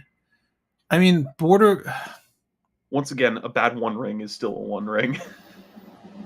I don't know if this is comparable to One Ring though. Like the It charge is counters are tap always mounting. Charge counters. The what counter do you get on the One Ring? Excuse me. burden counters on the Burden. One Ring, charge counters on the other one, the new one, Insight Engine. I like it. Uh, I, I will It's say with Monolith, you have to do it all in one turn. There's a whole bunch of hoops that you have to jump through because you have to get a creature that survives, uh, and you take the damage every single time with the monument or the Monolith. But honestly, it's at worst just a Phyrexian Arena. Good mm. enough, just general draw. If this draws me like a handful of cards every turn, I'm happy with it. What is a monolith if not a monument? Anyways, I'll leave you with that. My next one is the next one, which is Scrounge Scourge. for Eternity. This is just one that a friend brought up, and I think is good because honestly, it is just good enough. It's 2 and a black for sorcery. As an additional cost, sacrifice an artifact or creature. Return target creature or spacecraft card that cost 5 or less from your graveyard to your battlefield. Then create a lander token. New mechanic, Lander is rampant growth. It's just an artifact token that you can pay to crack and sacrifice it to get a basic land from your deck into play tapped. But yeah, this is just 3 mana, sack an artifact or creature, reanimate. Pretty much anything that's relevant. There's a handful of things this won't reanimate in cEDH, but it hits Crom, which is honestly good enough. Was Yargle featured in art for this set? Was it? I'd actually be quite interested in knowing that. Yeah, me too. I have an affinity for the big oaf. But just to piggyback on the monolith Oh yeah, discussion with just Brash Yargle's Taunter. really good with spacecrafts. Where's my Yargle and Space Wizards? That's funny. Uh, uh, uh. Couldn't you pair monoliths with Brash Taunter and Stuffy Doll? Yeah, yeah, you Yeah, can do it with any of the indestructible punchy guys, and you just punch your opponent along with yourself. yeah. You're not. It's not like a loop though. It's not gonna. It's not like an A plus B thing. Yeah, You're, you you, just but need you do. something that can take hits. Yeah, yeah. So you do profit. Stuffy Doll fits in a more list, obviously, but if you're in red or Rakdos, yeah, you could do that. Next, we have Susurrane Voidborn. It is another warp card. It's a 2 and a black for creature, vampire soldier with 2 power, 2 toughness that says, when this creature or another creature or artifact you control dies, target opponent loses 1 life and you gain 1 life. Warp for 1 black. So it's Blood Artist that works off of artifacts as well that you can just play for 1. And it's honestly better to play it for 1 than to play it for 3 if you could possibly play it for 3, because I think that you'd rather go, okay, I could not combo off and win this turn, put it to the side and have it retry again just in case somebody wants to remove it. So I like it. Kind of self-secured card. It's a 1 mana Blood Artist that works off of artifacts and creatures, so it's good. How much is Blood Artist again? 2? 2 mana. Yeah. This is one from hand and 3 from anywhere else, but honestly, it's usually 1 or 0 because you're either reanimating it or you're just paying 1. Only time that this is relevant outside of like the only time this is relevant is Protean Hulk. 3 is bad for Protean Hulk, but No, you just yeah, it get Blood sucks Artist at ass. that point. Yeah, have a backup. You could pair Yeah. monolith with any of the must be blocked if able cards. And someone Nathan was suggesting Agent of Shadow Thieves is a Oh background yeah, that gives you indestructible. you use the things that just say all creatures have to block this. Just the lure effects, and then you just draw 30. Right. Do prime the monolith. Remember, it's not like a trick. You have to tap it. Yes. Yeah, yeah, you're not going to get that benefit. All right. Next is a temporal intervention. This is another void effect. It's 3 This and a is a black story. first. Yeah, sorry. Of all the cards, this is the most story spotlight looking card I've seen yet. Yeah, it really is. It reeks of story spotlight. And Yeah. by the way, it is. Okay. Um, but temporal intervention, 2 and a black, sorcery, void, it costs 2 less. Target opponent reveals their hand, choose a non-land card, they discard it. This is just in a lot of cases 1 black, an opponent reveals their hand and discards a card. It's Inquisition of Kozilek, but you don't lose the life. Yeah, that's not Pretty bad. good. Pretty good. Yeah, you got the whole gang in there too. To Yeah. include, is that like a new planeswalker or something? Who's in the middle there? That's the angel, the 1 mana angel that exiles a thing. What? Yeah, Lightstall Inquisitor? That's yeah. her? She's taking one of the artifacts that we're going to cover later from the crew, because everybody's frozen in time. You can see from like this silhouette around them. So she's just walking in and going like, "While time stopped, yoink, exiling it. It costs 1 more." The 7 cost gibbous. What are 7 cost egg shaped things called? Oh, Ketchermos, the new Dawn is in, Yeah, yeah. Ketramos is gonna draw a lot of Rakdos. cards with the monolith. Rakdos the muscle is so good this set. Okay. Steal that egg. Get that Inquisition of Kozilek. Rub that egg. Where the egg is so far down on the list. I'm trying to It get to the really name of that is. egg. It's the something eternity. Uh, yeah, it's on my list. Why did I not just look at my list? Egg of Eternity. The Endstone. Endstone. I was really close. Yeah. Not really. All right, Will. Yeah. My next card in black is on the next page, and it's Gravecrawler, but not Gravecrawler. It Oh, is Timeline Color. It's black for a 2/2 with haste that says you may cast this card from your graveyard using its warp ability. Warp for black and 2 life. This is worse Gravecrawler in a lot of situations, only because it's paying 2 life to get it back, but it doesn't require you to have a zombie in play.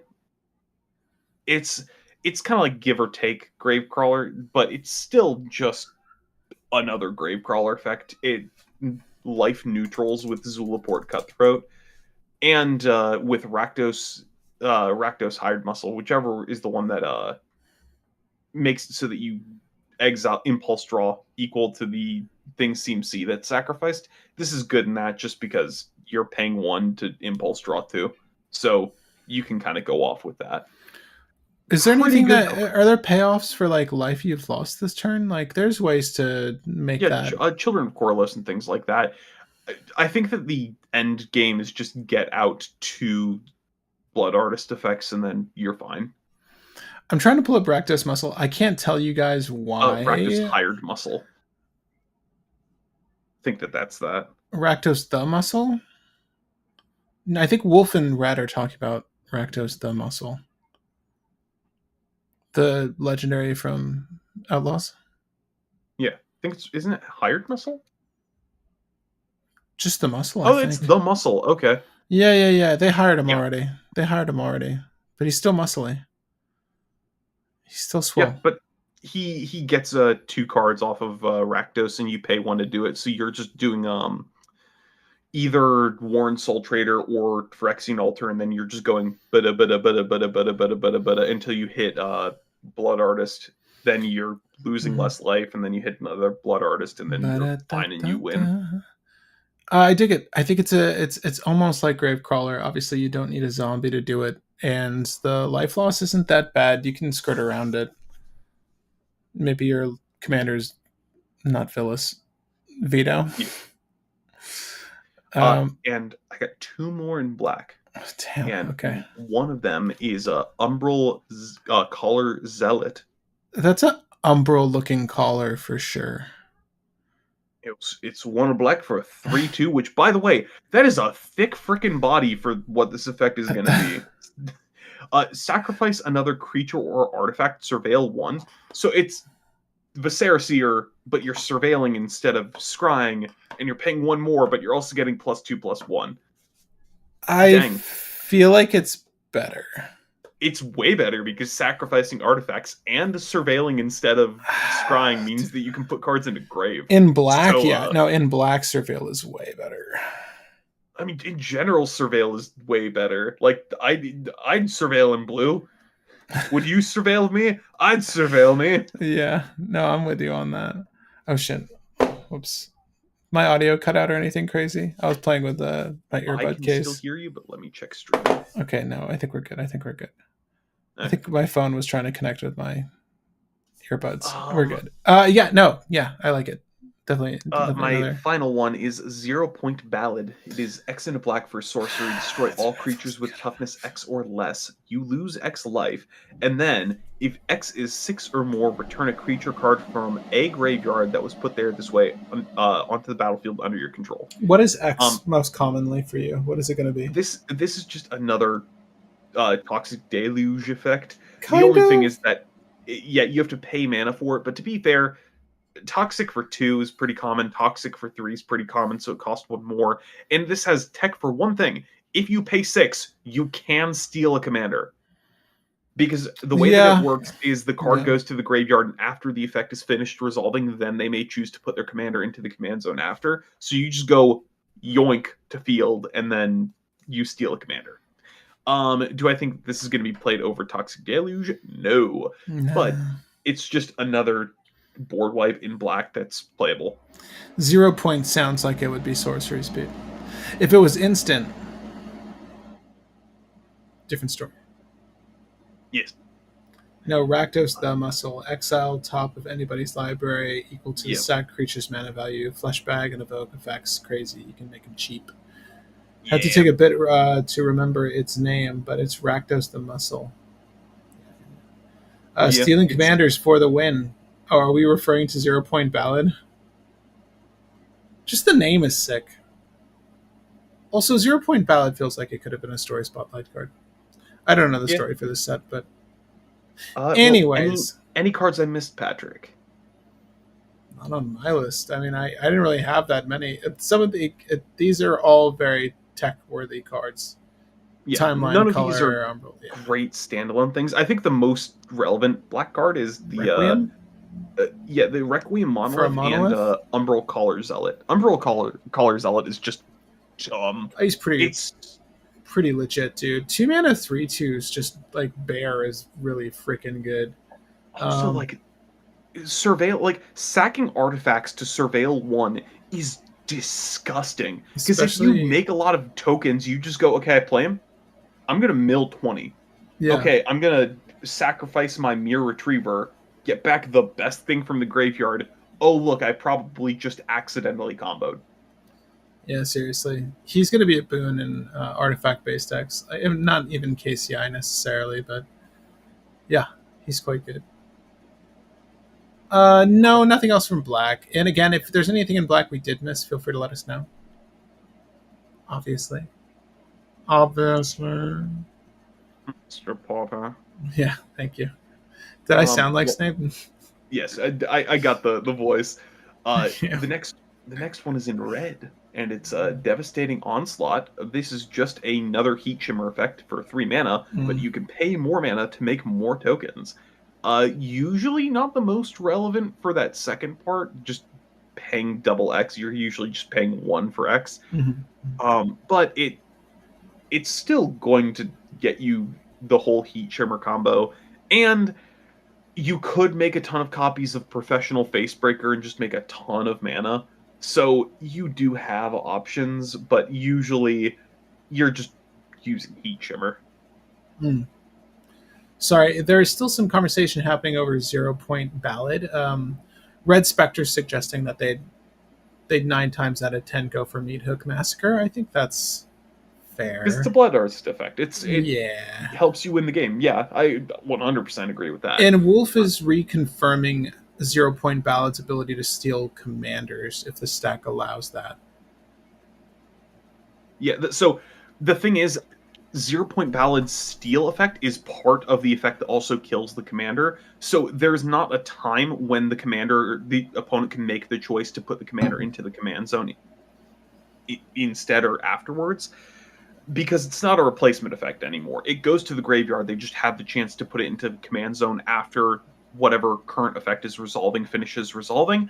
But the thing is, what happens is it kills the creature, then they have the chance to put their commander back in the command zone. But before that, you have the chance to put a creature that was killed this way onto the battlefield under your control, so you can yoink their commander, and then they have the choice to put it into the command zone, but they can't anymore. It's the same thing with returned wrong or whatever that weird thing from Duskmourn was. It's the exact same effect. It's just different. We also have the necrosis or whatever it's called, the big black board wipe that kills everything and steals something that died this way. There's a lot of effects that have done this throughout Magic history. We have confirmation that yes, you can steal commanders. A Steelmancer that makes skeletons is fun. Nathan is, I think, suggesting more or less the same. Commander's move from graveyard happens when state-based action is checked. That doesn't happen while resolving spells.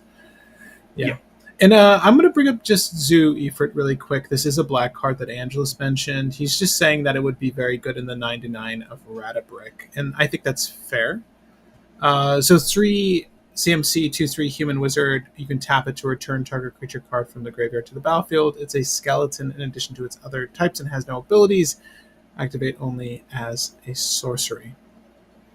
I didn't bring it up only because it's a commander and it would primarily be used. Yeah. Well, I guess it wouldn't be used as a commander. Well, I'd like using it as a commander, but the reason why this card is really good, you can play Death Shadow for 1 mana and then immediately reanimate it, and it's just a vanilla 13/13. Same thing with Dreadnought. You can get really big, really dumb bodies off of this for no cost.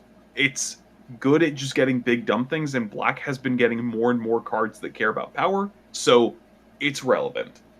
I I don't like know if big it's dumb good in the things. 99. You can flicker stuff as well to get them back permanently with their effects, but Zoo Ifrit really skipped Arm Day though. Like yeah, they need to work on that. Anyways, so you we've should get one of covered those pen knife hands that's so popular with Sultai commanders. right the replacement arms. They're all the rage in the Magic community. Devastating Onslaught, quite good. Yes, I'd want a Flicker deck maybe A plus naming. All right. Well, what else did you have for red? I only had Well, two. I'm gonna see if you cover them. my next is long ranged sensor. It is 2 in red for an artifact. Whenever you attack a player, put a charge counter on this artifact. You can pay 1, remove 2 counters from it, and then discover 4 at sorcery speed. Oh, The reason okay. why I have this in the deck is there's a lot of ways to put charge counters on things, so you can usually activate this every turn. You can put 3 charge counters on this just by swinging, and if you have proliferate effects in your deck, which there are some very weird decks that care about proliferating stuff like Urbrask, you can keep getting more and more charge counters on this, which then allow you to discover 4 more and more and more. And then this just becomes a brutal engine that just says pay 1, cast a massive thing for free. So it's useful. I don't think it's going to be crazy, but it's at worst just kind of a pseudo engine in at least red. It's kind of a draw engine. Do you put 3 charge counters if you attack 3 players? Yeah, it's when you attack a Yeah, player. So if I attack you, I get a trigger. If I attack you, I get a trigger. If I attack you, I get a trigger. not bad. That's good. Najil attack, let's go. Yeah, kind of. I mean, everything's Najila Tech. Is this Yeah, card a warrior also? I don't know. no, it's just an artifact. It's fine. It's all it needs to be, damn it. Okay. No, it's good. But you should check out Short Range Sensor next. Well, next is the actual card, which is Melded Moxite. Really? This is You're gonna just talk about this nut? Sorry. Anyways, it's not really a nut, I guess. It doesn't just draw by itself, but you do go yeah. up. You're net neutral. You played a Well, card. don't worry. You can pay 3 and bust a nut to make an artifact robot token. Yeah. Why not? Uh, so this is just another effect that's 2 mana, discard a card, draw 2 cards. Thing is, this is on a body, so you can flicker it or return it with KCI to keep doing it again and again and again. Well, not a It's just body. another. It's on the body of an Yeah, artifact, I guess. it's on a rock. It's Yeah, on, well, not a rock. It's on a permanent. There we go. It's sure. on a permanent. It's on a rock Um, somewhere in space. This it's melted. not a boulder. Yeah. It's a rock. A rock. It's the tormenting voice of the set. Yeah, basically. Yeah, yeah. But It's yeah, not a bad version of tormenting voice. Yeah, it's fine. And it's yeah, flickerable too, I guess, if you're crazy like that. yeah. Knuckles It, is it, maybe a Najila card. Stop. I don't want to hear about Najila anymore. Everything is good in Najila. I get it. I get it. We should all just be playing Najila. I know. Anyways. next, another card that makes KCI even better. Memorial Vault. It is 3 in a red for an artifact that you can tap it, sacrifice another artifact, and exile the top X cards of your library, where X is that card's CMC +1. The One Ring And you may goes bye play bye. those cards this turn. Okay. So you sack the One Ring. Draw 5. Let's go. Well, I wish you could this could sack itself so that it was still like worth casting for 4. Yeah. If Well, it I just mean, didn't have a target, like I don't know. this can still kind of do similar things that the One Ring does, where you just kind of keep doing Mm, loops with untapping to go further and further and further with Unwinding Clock. It is way slower than the One Ring and way more awkward, but it's a KCI style effect, which is relevant enough. So yeah, Boros likes tur- that kind of stuff. yeah, it turns out just 4 mana crack like a mana rock to draw 3 is not too bad. Nah, Duretti is gonna have a field day. Don't disagree. Indeed. Duretti in space, baby. Let's go. 2025. Bird wizards in space. So Memorial Vault, I'm with that. It's not too bad. 4 feels high, but it's not bad. Right. And I have 2 more, and It's the pain. next one is one that you like, Patrick. Is it? Weapons manufacturing. Yeah. I'll let you cover it. You like this We one. skipped Pain for All. You just don't give a shit, do you? Don't give a shit. It's okay. I thought it was okay. I really looked at it. I thought about it, and I didn't put it on my list. Weapons manufacturing is quite good, though. So if you're like me and enjoy artifacts, for a generic and a red enchantment, whenever a non-token artifact you control enters, create a colorless artifact token named Munitions. When this token leaves the battlefield, it deals 2 damage to any target. That's right. Shock your mama. It's not bad. I mean, I feel like this is just a good outlet in list that needs artifacts. And obviously, if you manipulate artifacts to any effect, you're likely sacrificing them in some way. So these are giving you those to do that. This is probably in some form of reanimation list that's going to leverage multiple artifacts. So you're generating multiple munitions. It's not capped. It's 2 CMC. It's just a really good outlet that also benefits you by creating artifacts you can sacrifice for some effect beyond it just shocking things. So really good target removal, really good player removal. It's And good. in the worst case scenario, you toss this in Jackdaw and you just double up Yeah. your artifact count. Yeah, genuinely. I mean, well, provided you're generating, you know, you're playing that many artifacts. I feel like we found that Psy didn't make as many Thopters as we made robots, soldiers. What did we? What was the other guy like? Whenever you cast a Non-creature. yeah, that shit was good. That shit was cracked. Psy was not as cracked, but yeah, even in Jackdaw, this would be fine. Genuinely, I mean, super fine. Getting rid of like bodies is just so relevant. Yeah, love weapons manufacturing. I think it's a great card. Definitely something that's going to be a staple. Nuts and Mary, a scholar of antiquity. Bless me. Bless me, weapons manufacturing. All right. That's all I got, My Will. my last one is Weft Stalker Ardent. That is actually the last card I had. Yeah. Uh, 2 in a red for a creature Drix Artificer, which, by the way, freaking naming.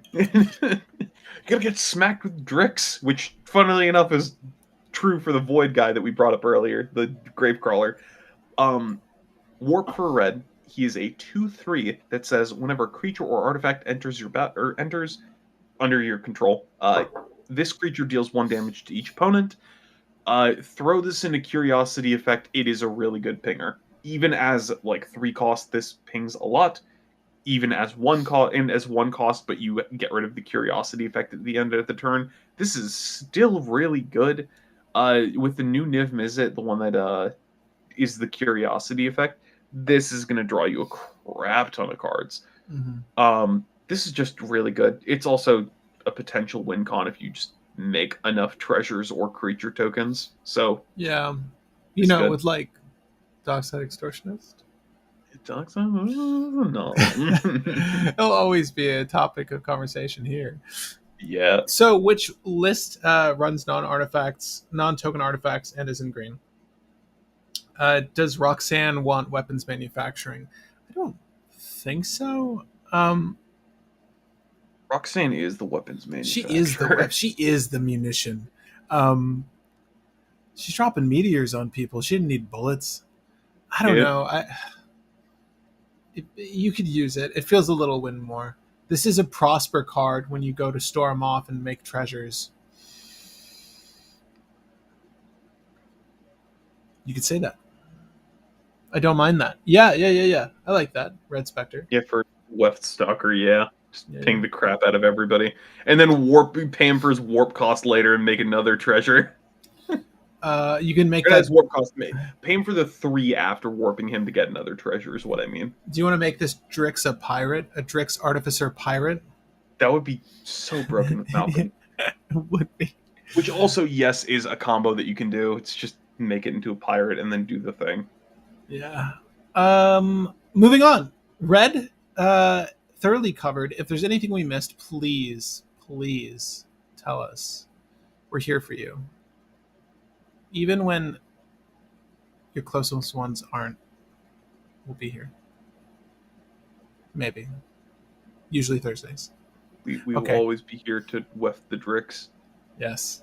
Speaking of wefting Drixes, I really don't have anything for green. I need to know what you saw that you thought was good. 5, and they're not like fantastic, but they're notable. So not the fantastic 5. Would you say 4 at least are fantastic? Sure. Okay. First is Exploration Brood Ship. It is 1 green for an artifact spacecraft with station, and at station 3, you may play an additional land on each of your turns. On station 8, it is a 4/4 flyer that says during each of your turns. Yeah, okay, the S is very blurred on my screen. During each of your turns, you may cast a permanent spell from your graveyard by sacking a land in addition to paying its other costs. It's just another exploration. That's the main reason why I have it. But theoretically, you can get it to 8, and then you can get a couple of those necessary permanents. If you want to do something with Hermit Druid or any other graveyard line, you can. It's just a good ramp effect that could theoretically do graveyard stuff later. Yeah. This is a perfect example, by the way, of a card that has a name that I immediately know what it does. Yeah. Scour, on the other hand, I'm left confused. I would love to speak with someone from the Wizards design team and be like, so who confirms the names? I need to know. I need to know what that process is like, because I feel like that's an important part of the design that we don't really consider. We just expect it to be accurate. Anyways, Exploration Broodship. It's a nice. Is a good card. My next one is only relevant for me, but I will bring it up because I might be running this in a cEDH deck. And this is another card that's a name tells you roughly what it does. It's Famished Worldsire. Famished is a word I was literally about to search. I just want to know, like, what other famished things are there, and do they devour? Anyways, Well, this continue. has Devour lands for 3, and then it is 8 mana Ward 3/0/0 that when it enters, you look at the top X cards of your library, where X is this creature's power, and put any land cards from among them onto the battlefield, then shuffle.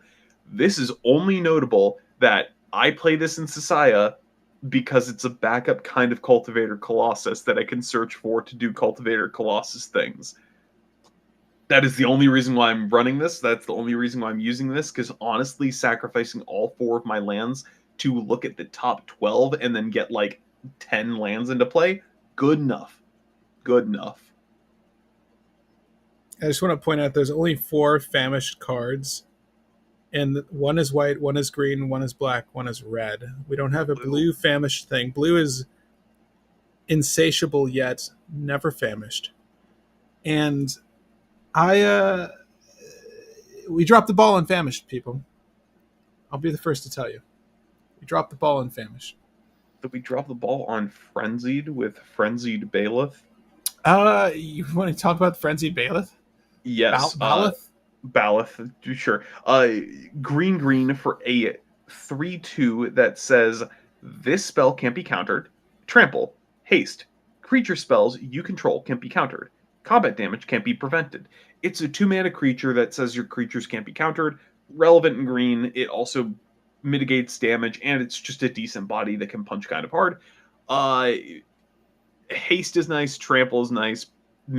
Stopping people from preventing damage can get around protection from the One Ring.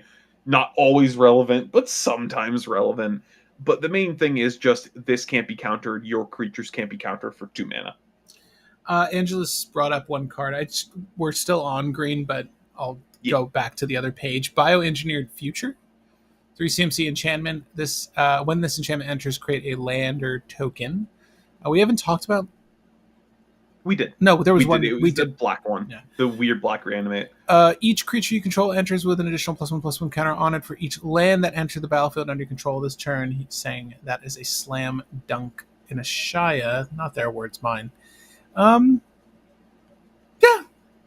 I mean, if you want to go tall, beefy boys, Bioengineered Future is looking swole. It's all protein. It enables persist combos. My only issue is you can't tutor it in green. We have other cards that can do it already that would be easier to tutor in green. Yeah. And there was one other card that was brought up for red, Avendo Brushraker? Avendo Brushraker? Anyone? Brushraker? Is that... What does that do? Is that Brush Razor? Brush Razor. 2 generic and a red insect warrior. This is being suggested again for Rakdos the Muscle. 2/2 body. Whenever you sacrifice a non-token permanent, exile the top card of your library, and during your turn, as long as you've sacrificed a non-token permanent this turn, you may play cards exiled with this card. You can sacrifice a land and add 2. It's actually quite a good card, just face value, actually. Yeah, it's 3 mana. It doesn't immediately... I guess when you play fetch, it lets you impulse draw. Yeah. As long as it lives, you still can play stuff though, so that's good. Thing is, if this gets killed at any point, you immediately cannot play any of the things that are exiled anymore. But it's a dork. It's a dork that draws you cards. So good enough. It's a specifically what's it, the lumberjack? Yeah, orcish lumberjack. Yeah, not for the same colors or quantity, a type of colors, but yeah, quantity, yes. Back to green. Yep. My next one is Loading Zone. So Loading Zone. Another warp card, and this is very specifically Marath. It is just a increase. Then is it hardened scales or is it doubling? It's doubling season.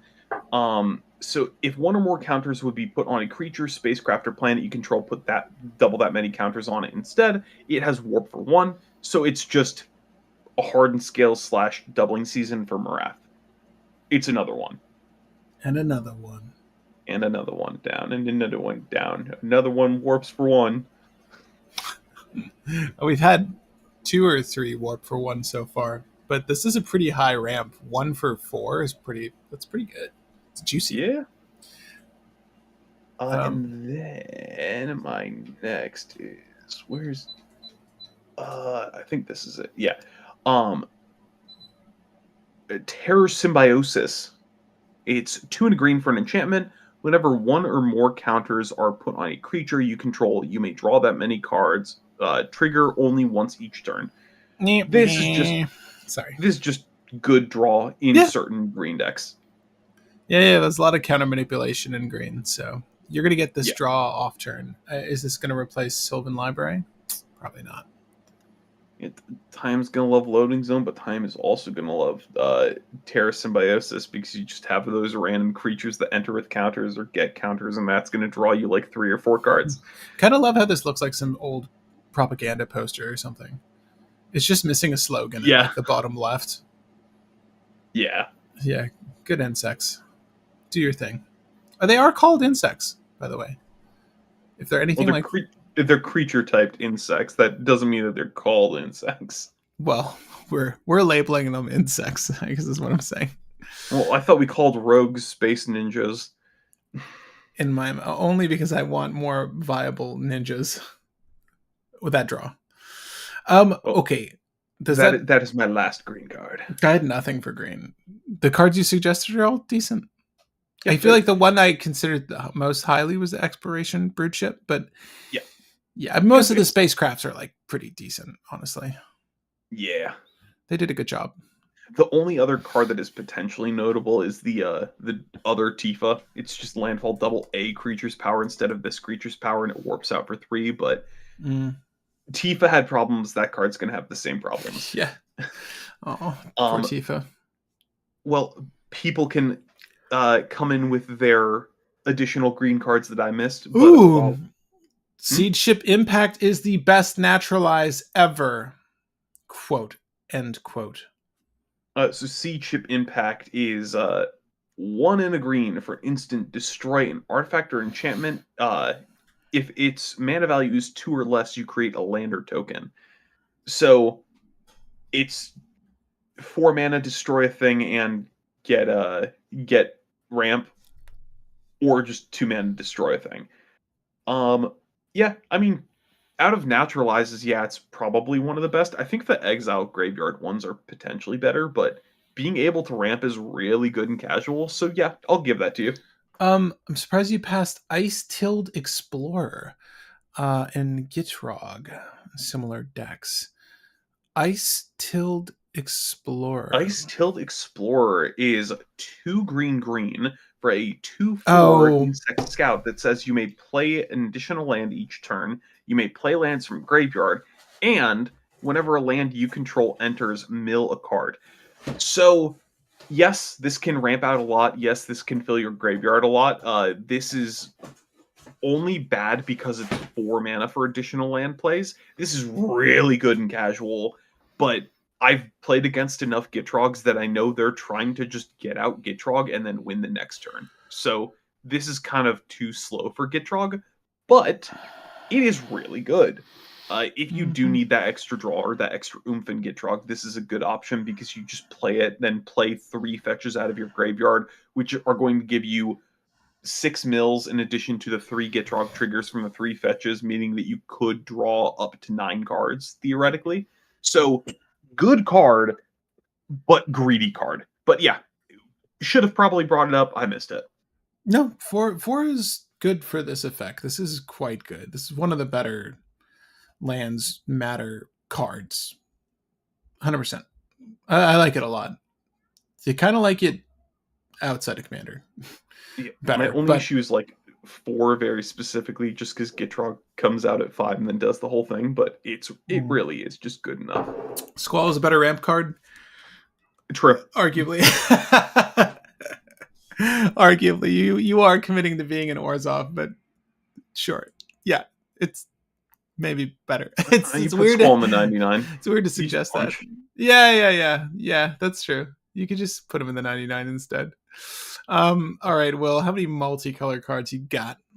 I have 4. Damn. I have Biotech Specialist to start off. It's Gruul, and it is 2 mana. When this creature enters, you make a lander token. When you sack an artifact, Each opponent takes 2 damage or deal 2 damage to target opponent. This is just a very, very good burn effect, and it ramps you a bit. Yeah. Notable just by the fact of like for some KCI decks, this could help you win. And there's that one Gruul Urza commander that has gotten better recently with random improvements that Mm-hmm. this would be very good as a win con in. So Yeah, I agree. He's giving Davil energy. Comment in the live chat if you know what I'm talking about. He gives Davil energy. He just looks like a dweeb. Something about his 4 arms and only 3 really visible legs just bothers me. I know he has 4 legs. I know he's a quadruped. Anyways, yeah, no, nothing to say about it. Everything you said was accurate about this guy. okay, I for a second I thought I did these two in the wrong order, but I did them in the right order. I just missed that this is right before. Um, Well, you brought up a card that does basically the same thing earlier, Patrick, from a different set. So we're going to bring this up as another Jackdaw card, Pinnacle Emissary. It is one, a blue and a Mm. red for an artifact creature robot that says when you cast an artifact spell, you. Oh, no, this. I thought it was non creature. It's still notable. So When you good. cast So an good. artifact spell, you make a drone, which is just a flying 1/1 that can't block non flyers. And it has warp for a blue or red. Woo! Yeah, there's just a low cost body that makes more bodies. Notable for Jackdaw, notable for any deck that Bodies needs on bodies, bodies. baby. I like this one a lot. I do think that this is a Jackdaw card. If Yeah. Jackdaw is your thing, then this is a Jackdaw card potentially, and maybe replaces Psy. Psy felt a little underwhelming for me. Like I will never reach for Psy, but if you want to hang out, I would open the door. Well, now we have a. For my next card, we have the next Thassa's Oracle, except it's not really, but I'm gonna call it the next Thassa's Oracle, Sure. Cosmogoyf. Right. Uh, Cosmogoyf is an elemental Lurmagoyf, or sorry, Lurgoyf, Lurgoyf. with star power and +1 star toughness. This creature's power is equal to the number of cards you own in exile, and its toughness is that +1. Yeah, Tainted Pact, Demonic Consultation, punch somebody for 100. Because the number of cards you own in exile. It's just funny Thoracle thing. Playing Gruul or Golgari. Yeah. PSS Eric's shipboard computer final transmission. There needs to be at Eric's wreckage. There needs to be like the wreckage of the ship and like a follow up set. I would really appreciate that. Don't. Alert, Cosmogoyf. Recommendation, run. That's kind of sick. Sai Is the used to be altar the right? best. Power crept out of the list, unfortunately. Kind of, yeah. I think this emissary is maybe a little bit better than our boy, but you do need to pay 4 technically if you do the warp and then hardcast it later. You'll probably just hardcast the emissary unless you've got something to pop off early. To exist and be subject to its hunger is are one and the same. That's metal. That's the For who? flavor text for Cosmogoyf's alternate art. Oh, that is metal.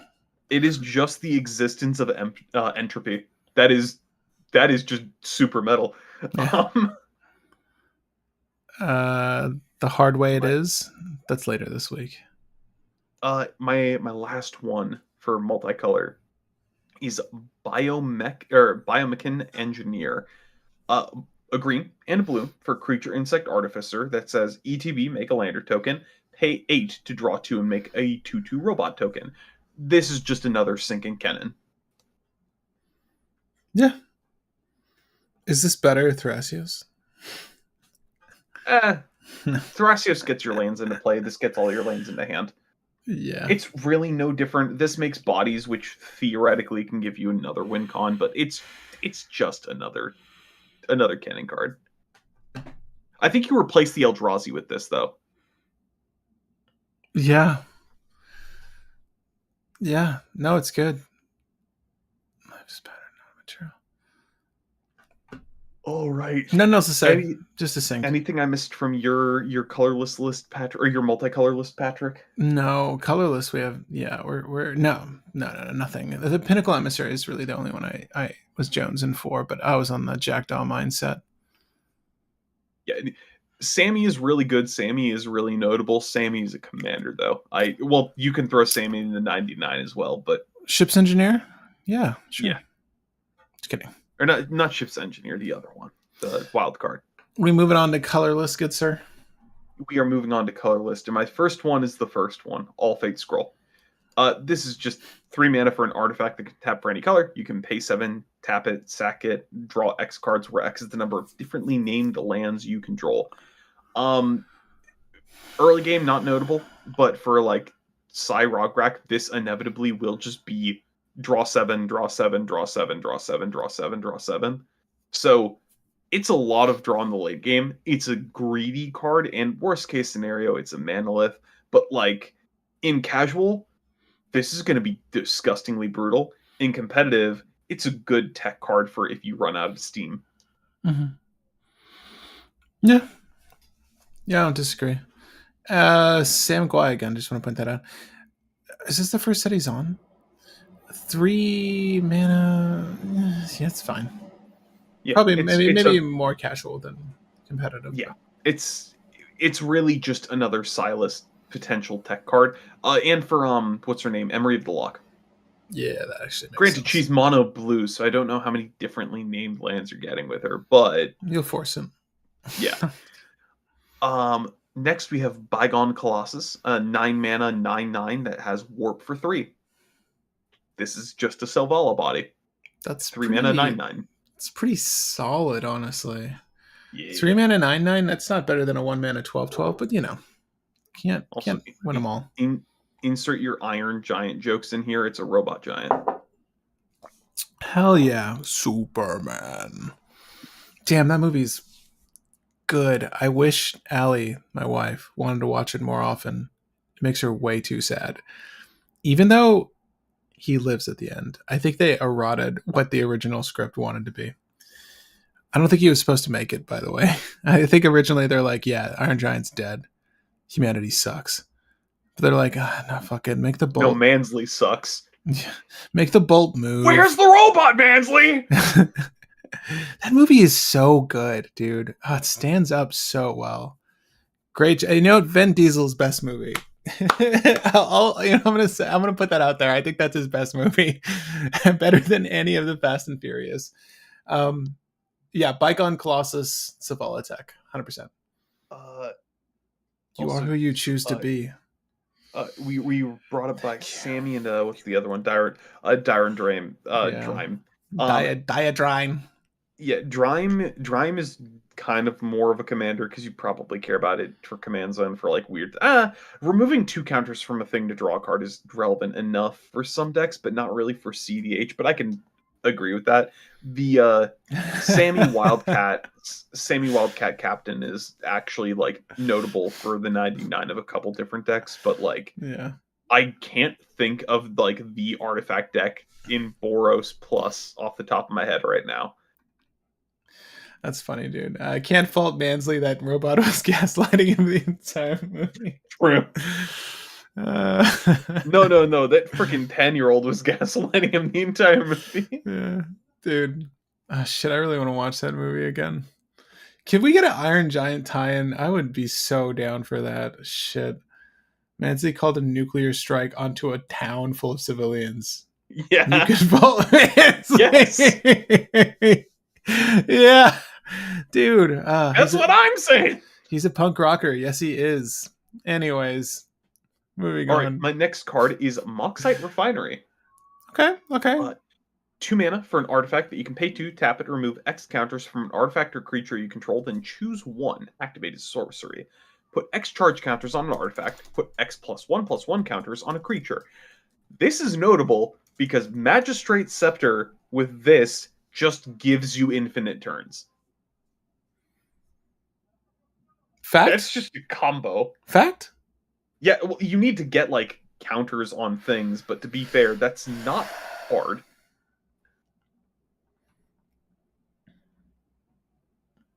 Like How many there's counters do you need from the magistrate? Sorry, how many counters do you need on a magistrate scepter? Is it like three, 4? it's three. Okay, it's extra turns. Yep. Yeah, I mean it's A plus B plus a handful of C's.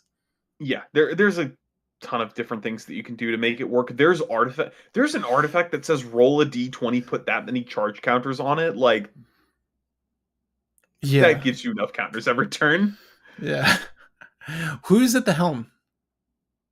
Well, kind of anyone really. Like you could do Oswald, you could do Arkham. Like any artifact commander Are would you saying I should magistrate scepter Moxide refinery? could. Like I don't think that you do that in the One Ring version of the deck. I think that if you did like a Staxy version of the deck, you have Mm. that as like a different win con. Provided the One Ring gets banned. Yeah. If the One Ring gets banned, I think that your Magistrate Scepter deck maybe. I just sell all of the Oswald cards at that point. No, I just like that version of the deck, but yeah, whatever. You like having ad nauseam white. The Millennium Calendar. Yeah. Yeah.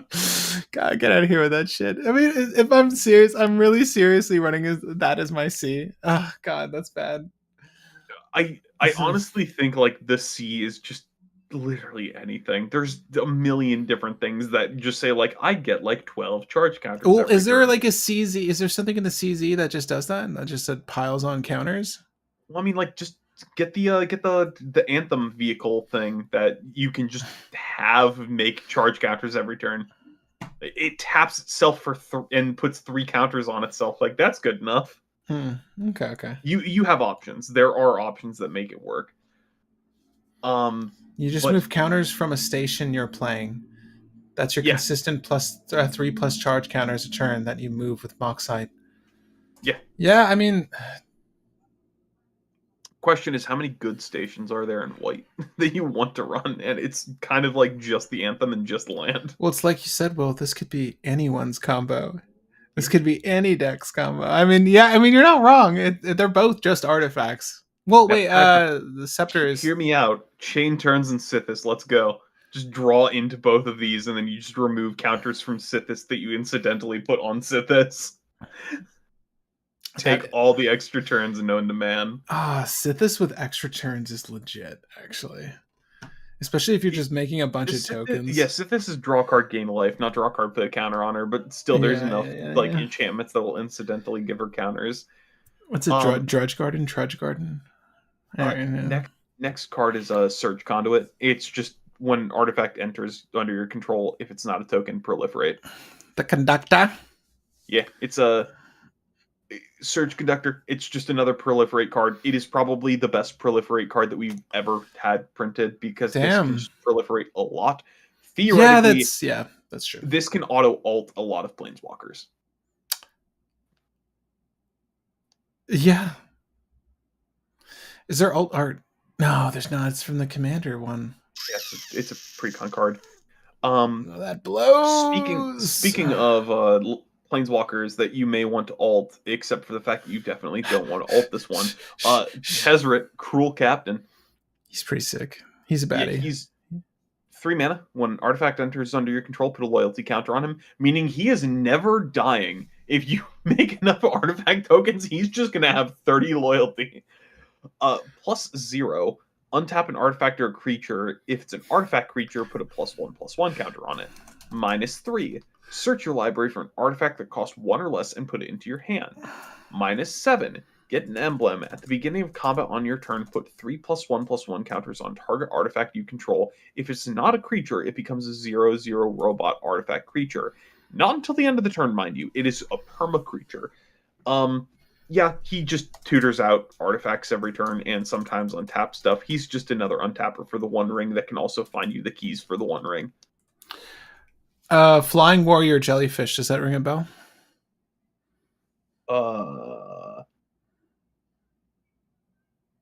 That's one of the things with the Iviliads that I brought up. The one in blue. Hold on, let's see.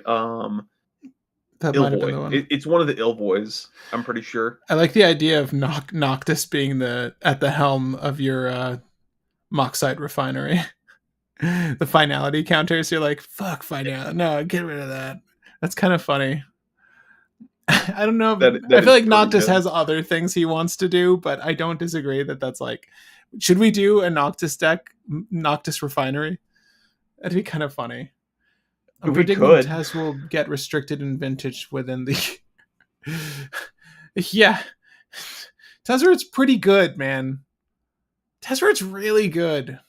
Yeah, This is they just like they found all the words yeah. to make this He as is a good as possible. he is the key that finds keys. He is the janitor. He's basically the janitor. Really nice chair he found near the dumpster. He just pulled it inside the school. But uh, yeah, he's just chilling now. uh, Card I'm gonna bring up, not on my list, but I'm gonna bring it up because other people are gonna bring it up. Uh, the Dominion bracelet. Uh, Yeah, it's Mindslaver, but usually worse. yeah. People were suggesting this in Yorgel Miltani, right? Yeah, I mean it's funny, but like, eh. Um, Next card though is the End Stone. 7 mana Mm, legendary artifact. Whenever you cast or whenever you play land or cast a spell, draw a card. At the beginning of your end step, set your life total to half your starting life total, round it up, meaning 20. That is kind of a pseudo heal effect. Also, this is just going to be really good draw in Arkham. So yeah, Arkham is now Joyra. dude. Wizards of the Pan Coast here. Good art on the OG one, and great art on the alt.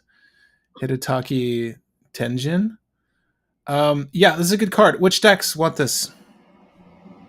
Uh, One, definitely Arkham. Two, any deck that can make a massive amount of mana because that is a lot of draw. Belby? Yeah, Belby might be okay with it. Silvala might like it I because Silvala does bounce loop stuff, so just it draw does your kind of deck. Yeah, there's a yeah. certain point where you can't actually do, depending on the line of play you use, you'll make Savala like infinitely powerful to where you can't draw off of her effect, her own effect of drawing when creatures ETB. So this is a good way to like get around that. There's plenty of ways to get around that now, but I think this is like another way. I think you're right. This could be a Savala card. It's a good Yeah, and card. Just period. That this effect's amazing. So if you can cheat it out, then do it.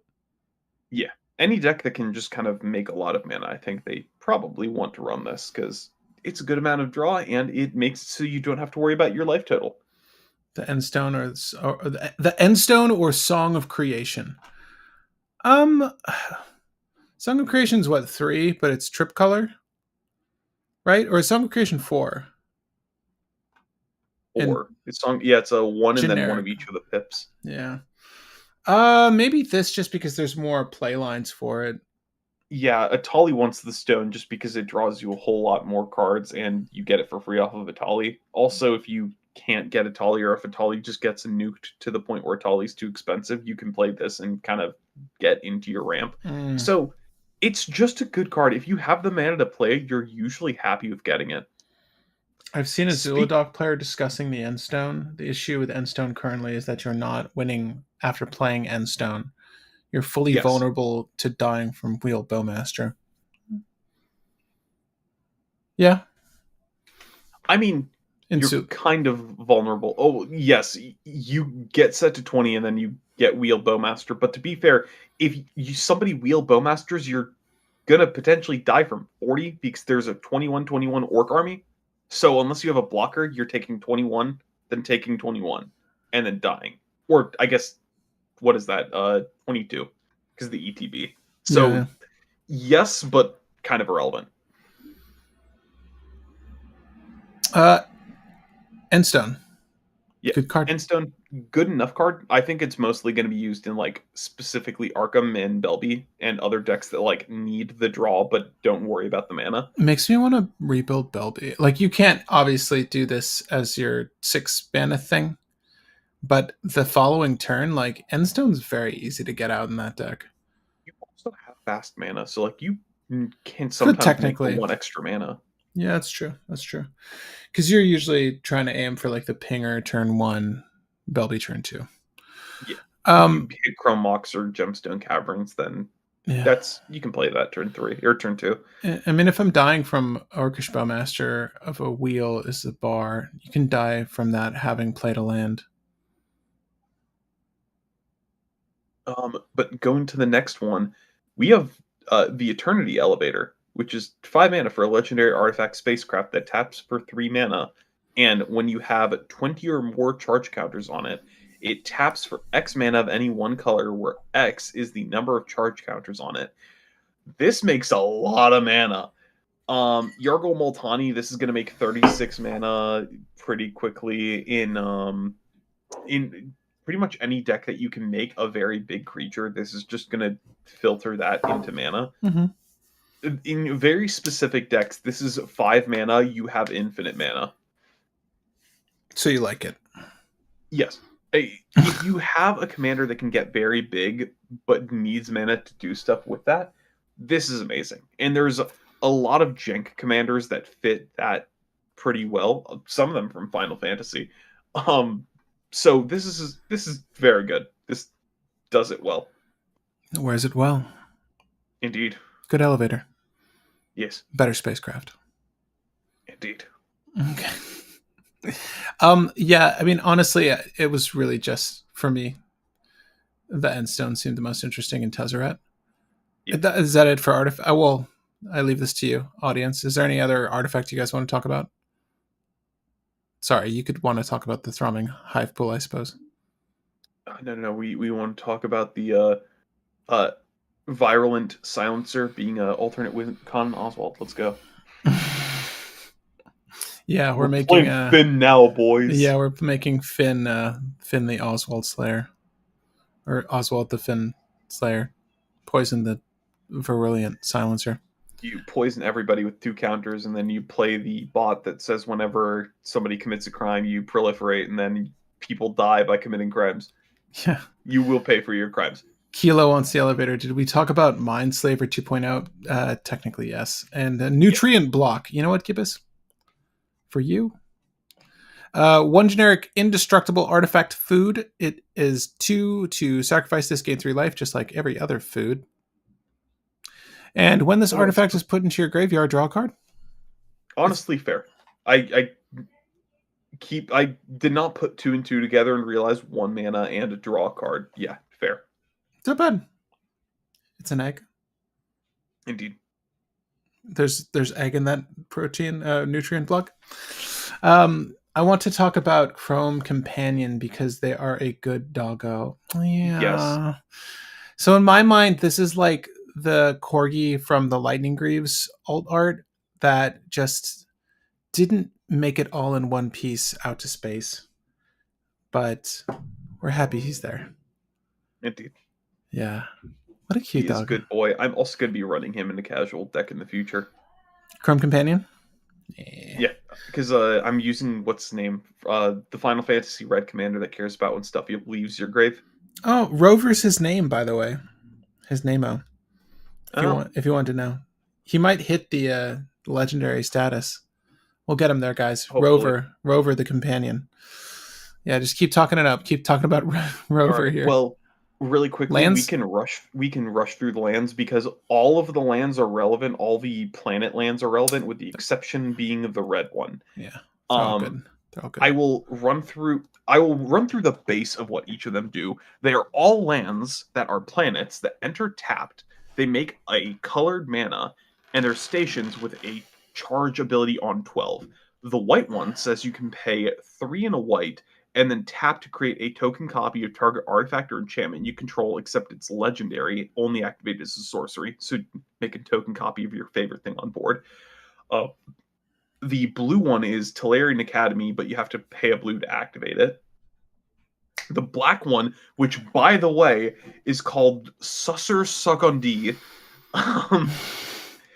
is pay 1 black, tap it, pay 2 life, and sacrifice a creature to draw cards equal to the sacrificed creature's power. The green one is Gaia's Cradle, but you have to pay green into it. And for the sake of it, the red one is sacrifice a land, make a 2/2 robot artifact creature token. Then creatures you control gain +1/+0 and haste until the end of the turn. It's a Bushwagger effect. Yeah. Honestly, that is not really good in 60 card, but that is notable in 60 card. The only downside is you have to tap 12 power to get that online. That's not happening. But for the others, all very good. Making token copies of your favorite thing is kind of cracked. Making a ton of mana because you have artifacts is dumb. Gaia's Cradle is a good card, and Susser Sagundi can draw you a lot of cards in stuff like Yargle Multani. Agreed. To Also, all of the above. we have a continued cycle, which is notable, and I'm going to bring that up. We've gotten the cycle dual lands, and the Tango lands have gotten two more versions.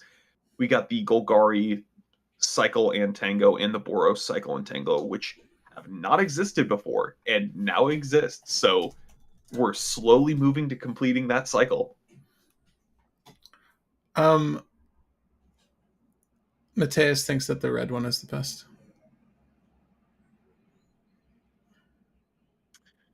Because Magda?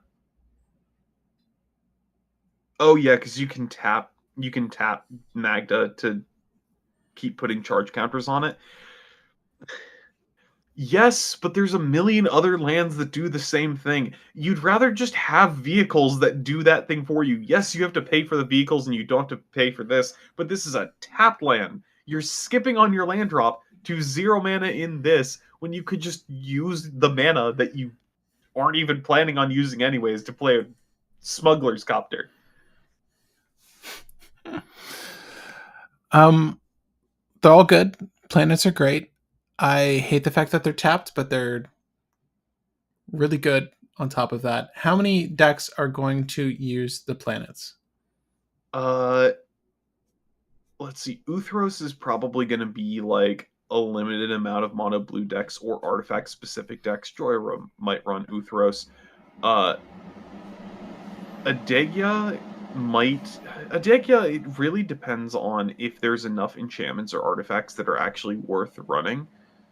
Um, there is some funny dumb things that you can do with like Fiend Hunter style enchantments, and you can make a make a legendary copy of one that you already made a copy of, and then sack it to legend rule to return the thing you exiled, then exile the thing. So there's shenanigans you can probably do with a Degya, but I need to look through to see what's usable in them. Avendo is honestly just good enough, guys. Cradle's a good card. If you're running creatures, this is just a good card. And Susser Sagundi is... I talked about this with Gibbous, funnily enough, on our Discord, and it is weird because it's 2 mana and 2 life and sack a creature to sorcery speed draw cards. How many cards do you need to get for that to be worth using on a land? And the answer is like 3. And if you can consistently get a 3-power creature, that's worth it just as kind of like a grindy effect. But if you have anything bigger like Yargle Multani, then it's a really good explosive effect. So it's a weird thing. I think Avendo is probably going to get the most play from a Yargle Multani deck. Yeah. Am I still streaming? Oh, just Avendo's just really good in general. I'll see you in a second. Okay, a second. Yeah. I think that like Avendo is just gonna get played in not every green deck, but in a large amount of green decks. Because yes, it's a tap land, but like a lot of the times you're gonna have a couple creatures that you're not gonna attack with, and you're just gonna tap to station up the land until it's active, and then you just have another Guy's Cradle. Secondai. Susser Secondai. Yeah, it's Sagundi. Gibbous is really trying to correct you here. And I believe you too. This is tough because I think cEDH, the green one, is the one that's going to be the most consistently played. I think that the green one has the most action for sure. The green one is the most playable because you're in green. You're going to have the bodies to station it up. Yeah. Reasonably speaking, the second most likely is going to be probably white, then black, then blue. with the other one being red. I think red is actually the second easiest to get set up because they have boards and they have like aggressively statted things, but it's the worst of the stations for like explosive cEDH plays. Yes, it's a land for Magda. I get it. Doesn't matter. Um, well, That's so dumb. interesting. Now, Patrick, stupid idea. Alternate win con for Magda. What if we use Moxite Refinery with the Scepter? Magistrate Scepter in Magda? Do you want to do a Magnum Oxide? Magnum Oxide That, Garden? like, yeah, you get the planet or any of the stations, and then you just start crewing the station with Magda and then doing Moxite. That's an alternate win con in Magda. That's not a bad option. Yeah. I like what they're refining, by the way. I see like bananas. I see like the objects that they're refining are so random. I need a close up. What did this artist choose? Nadia, what are they refining over here? I also do want to point out that Magistrate Scepter is like a draw effect for Magda to, and just a general win con. Yeah, if you Magda and you just make infinite treasures and get Magistrate Scepter with Clock of Omen, you just put infinite counters on it, take infinite turns, and just poke people with Magda until they're dead. So like you By could the just way, do we've that. talked about this for a hot second. I'll put it on the screen. Magistrate Scepter. Yeah. There you go. So you can do that as like a win con for infinite damage with Magda, and then you can also use Moxite as an alternate if your Clock of Omen gets nuked. You heard it here first. The red land will be the most played, and Magistrate Scepter is the new Magda outlet. Really, really funny, dumb idea. Removing having a station, or not station, and then using Moxite to move all the charge counters onto Magda's +1/+1 counters, then tapping Magda to put all those counters back onto the station as charge counters, so you're just doubling Magda's power every turn. Is it stupid? Yes, but that's funny. Only mildly. All right. My issue with the green plan is that it conflicts with stuff like enduring vitality until you turn it on. Yeah, it comes in Yeah, tapped, like and then it goes. the Yeah. issue is definitely like you're not going to want to tap your dork sport, but the thing is also there's like a lot of incidental green creatures that you don't want to block with that have decent stats, like Collector Oof. So you're just going to want to tap them anyways to start building up your station. Station is agree. only sorcery as well, right? So it's like you Correct. got to commit on turn. People Yeah. lack the vision. Yeah, I mean, this set was okay. Final thoughts on the set before we close this one out. A There weren't. lot of interesting tech Yeah. cards, but nothing that's like groundbreaking outside of like maybe the black gravecrawler guy and what was the other one? And like the new One Ring effects. Wouldn't you rather just play Circle of Dreams, Druid? So the white one has place in decks that need to duplicate stacks pieces. Yeah, you could be gross like that. Yeah. Or like you play additional lands per turn, those kind of decks. Like it's just the free one you get. I know the entering play tapped kind of sucks, but it really depends on what you're doing. But when you said stacks, it made sense. Yeah. You know it's underrated token deck? Ishin?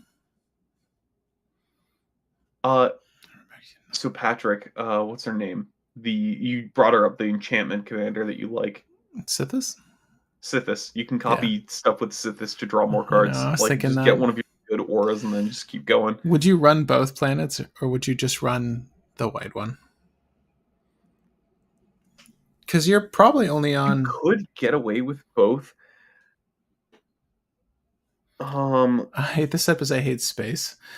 I mean, I guess I don't blame you. I don't know that there's many staples from this set, but like Will said, there's a lot of cool tech cards. So if you're picking up anything from this, you'll probably have a few things. Staple from this is probably like Umbral Collar Zealot. Okay. Yeah, I would say that's maybe the stapliest staple. Yes. It's up there so far as staples are concerned. As Martin noted, though, my waifu is calling me. I need to check up on her. She's been out. But Edge of Eternities, it's fine. I wouldn't say it's as exciting from a legendary perspective, but we're going to give you guys a tier list overview. Are there any bracket 5 worthy legendaries? Maybe one, but not really. Yeah, we'll argue it. We'll talk about it. But thanks for joining us on this one. Sorry there wasn't a stream last week. We were both kind of busy. I was out of town. But we're gonna double down this week. We want to probably continue with more Final Fantasy builds still. Like there's so many legendaries from that set we want to cover. But if there's anything from this set you'd like to talk about or build, we can do that. I think the XXR copy spell is another staple. Yeah, but that's just because it's another heat shimmer more than anything else. Like, yes, it can do more than just heat shimmer stuff, but Yeah. it's really just another heat shimmer. You like the Requiem monolith angel, by the way? Angelus? I think that makes sense. It's not a bad card. The Apogee Mind. There's a red insect warrior from the commander set. I think that was the one that is sack stuffed impulse draw. I think that was brought up. Have you brewed Shadow yet? Have we brewed Shadow? Shadow yet? the Hedgehog? No. We didn't touch any Sonic cards. Like it came and went so fast that we didn't really. Because like a lot of the stuff wasn't cEDH things, and Shadow's like a card that you run in the 99 more than the commander itself. Still excited for it though. Did that Secret Lair come up yet? I know it's pre-purchasable. I don't know if they've shipped it yet. We could brew Shadow though. Shadow's good enough just by the fact that he protects all of your stuff. True. Shadow, Kane next, but Shadow, duly noted. All right, guys, thanks for joining us on this one. I'll close out the poll. I think we all agree that the white one's best. That's why I'm ending the poll. I agree. It's tied. Red or green. Yeah, it's split vote. But no, the green one, Guy's Cradle, Budget Guy's Cradle is always good. Yeah. I think that those two are the best, followed by like the black and then probably the blue and the red. Just because. Shit. Okay. Gibb has got his copy already for the Sonic thing. Sorry. Oh, nice. Yeah. Blue and red are your favorites? Yeah, so it's going probably green, white, black, blue, red is how I think how efficiently they're going to be, because green has the bodies to use it constantly, whereas the white one is a little bit finicky because you need specifically artifacts and enchantments to copy. The black one just cares about you having big enough creatures, which honestly you can build into pretty easily. Then the blue one, you don't really run creatures in blue. It's kind of difficult to get it going, and the red one kind of has a useless effect outside of it being just a Magda card. Yeah. But I do also want to say, and this is going to be a funny thing just because it's a continuation of the joke that we've been using over and over and over and over and over again. You know what Shadow's really good with, Patrick? Chili cheese dogs. No, Najeela. Because Najeela gives all of your creatures haste with the activated ability, so you draw cards when stuff dies with Shadow. Every card's a Najeela card. If you just put your mind to it. Let me pull Shadow up in case you guys don't know what the hedgehog is. Did I skip it? Yeah, Menomenon is an interesting commander. It's probably that and the Boros commander are the two that I think are the most viable. My only issue with Menomenon is like it's bad Urza, not only because you can't use it for stuff in hand, but also because you give the artifact the tap ability, meaning your artifact creature tokens can't be tapped for mana the turn they come out. We'll be talking about that on Thursday, Friday, whenever we go up, or whenever we go to do that. Shadow is a mercenary, not a warrior. Yeah, Shadow's a mercenary, not a warrior, but that doesn't matter. The Shadow says whenever creature you control with flash or haste dies, draw a card. And Najeela says give all your creatures vigilance, or what is it? Trample, lifelink, and haste. So yeah, Everything is ace. Draw cards. Knuckles is an Agila card. I do think the running gag has been the gag is a warrior as a subtype auto include Nagila, Yeah. which Nagila's at over 500 cards at this point, right? Knuckles is a warrior. Yeah. Whenever one or more creatures you control deal combat damage, you make an artifact or you make a treasure token, and then you have Mana, a warrior. mana. Mana. Yeah, that's exactly what I thought about when they brought that up. I'm right there with you, Wolf. No, but really, this card. What you want to brew shadows, or you mean really this is the card we should be talking about? Knuckles. We'll build some Sonic stuff. Okay, we'll go fast. Don't worry, and we'll celebrate with chili cheese dogs during. I could go for it. I'm so hungry right now. I'm gonna eat food. And I'm gonna go to sleep. I will also be eating food and damn you too. Stuff. Yeah. Man, what a coincidence! It's almost like we're human. Yeah, right. You eat and sleep. We're so alike. But that's it. That's it for this brew. This review. Shadow goes in my Latinas deck. Does he? Oh, the meme is like Shadow rolling up and going, "I love Latinas," and then skating away. What is this? A quote from a game?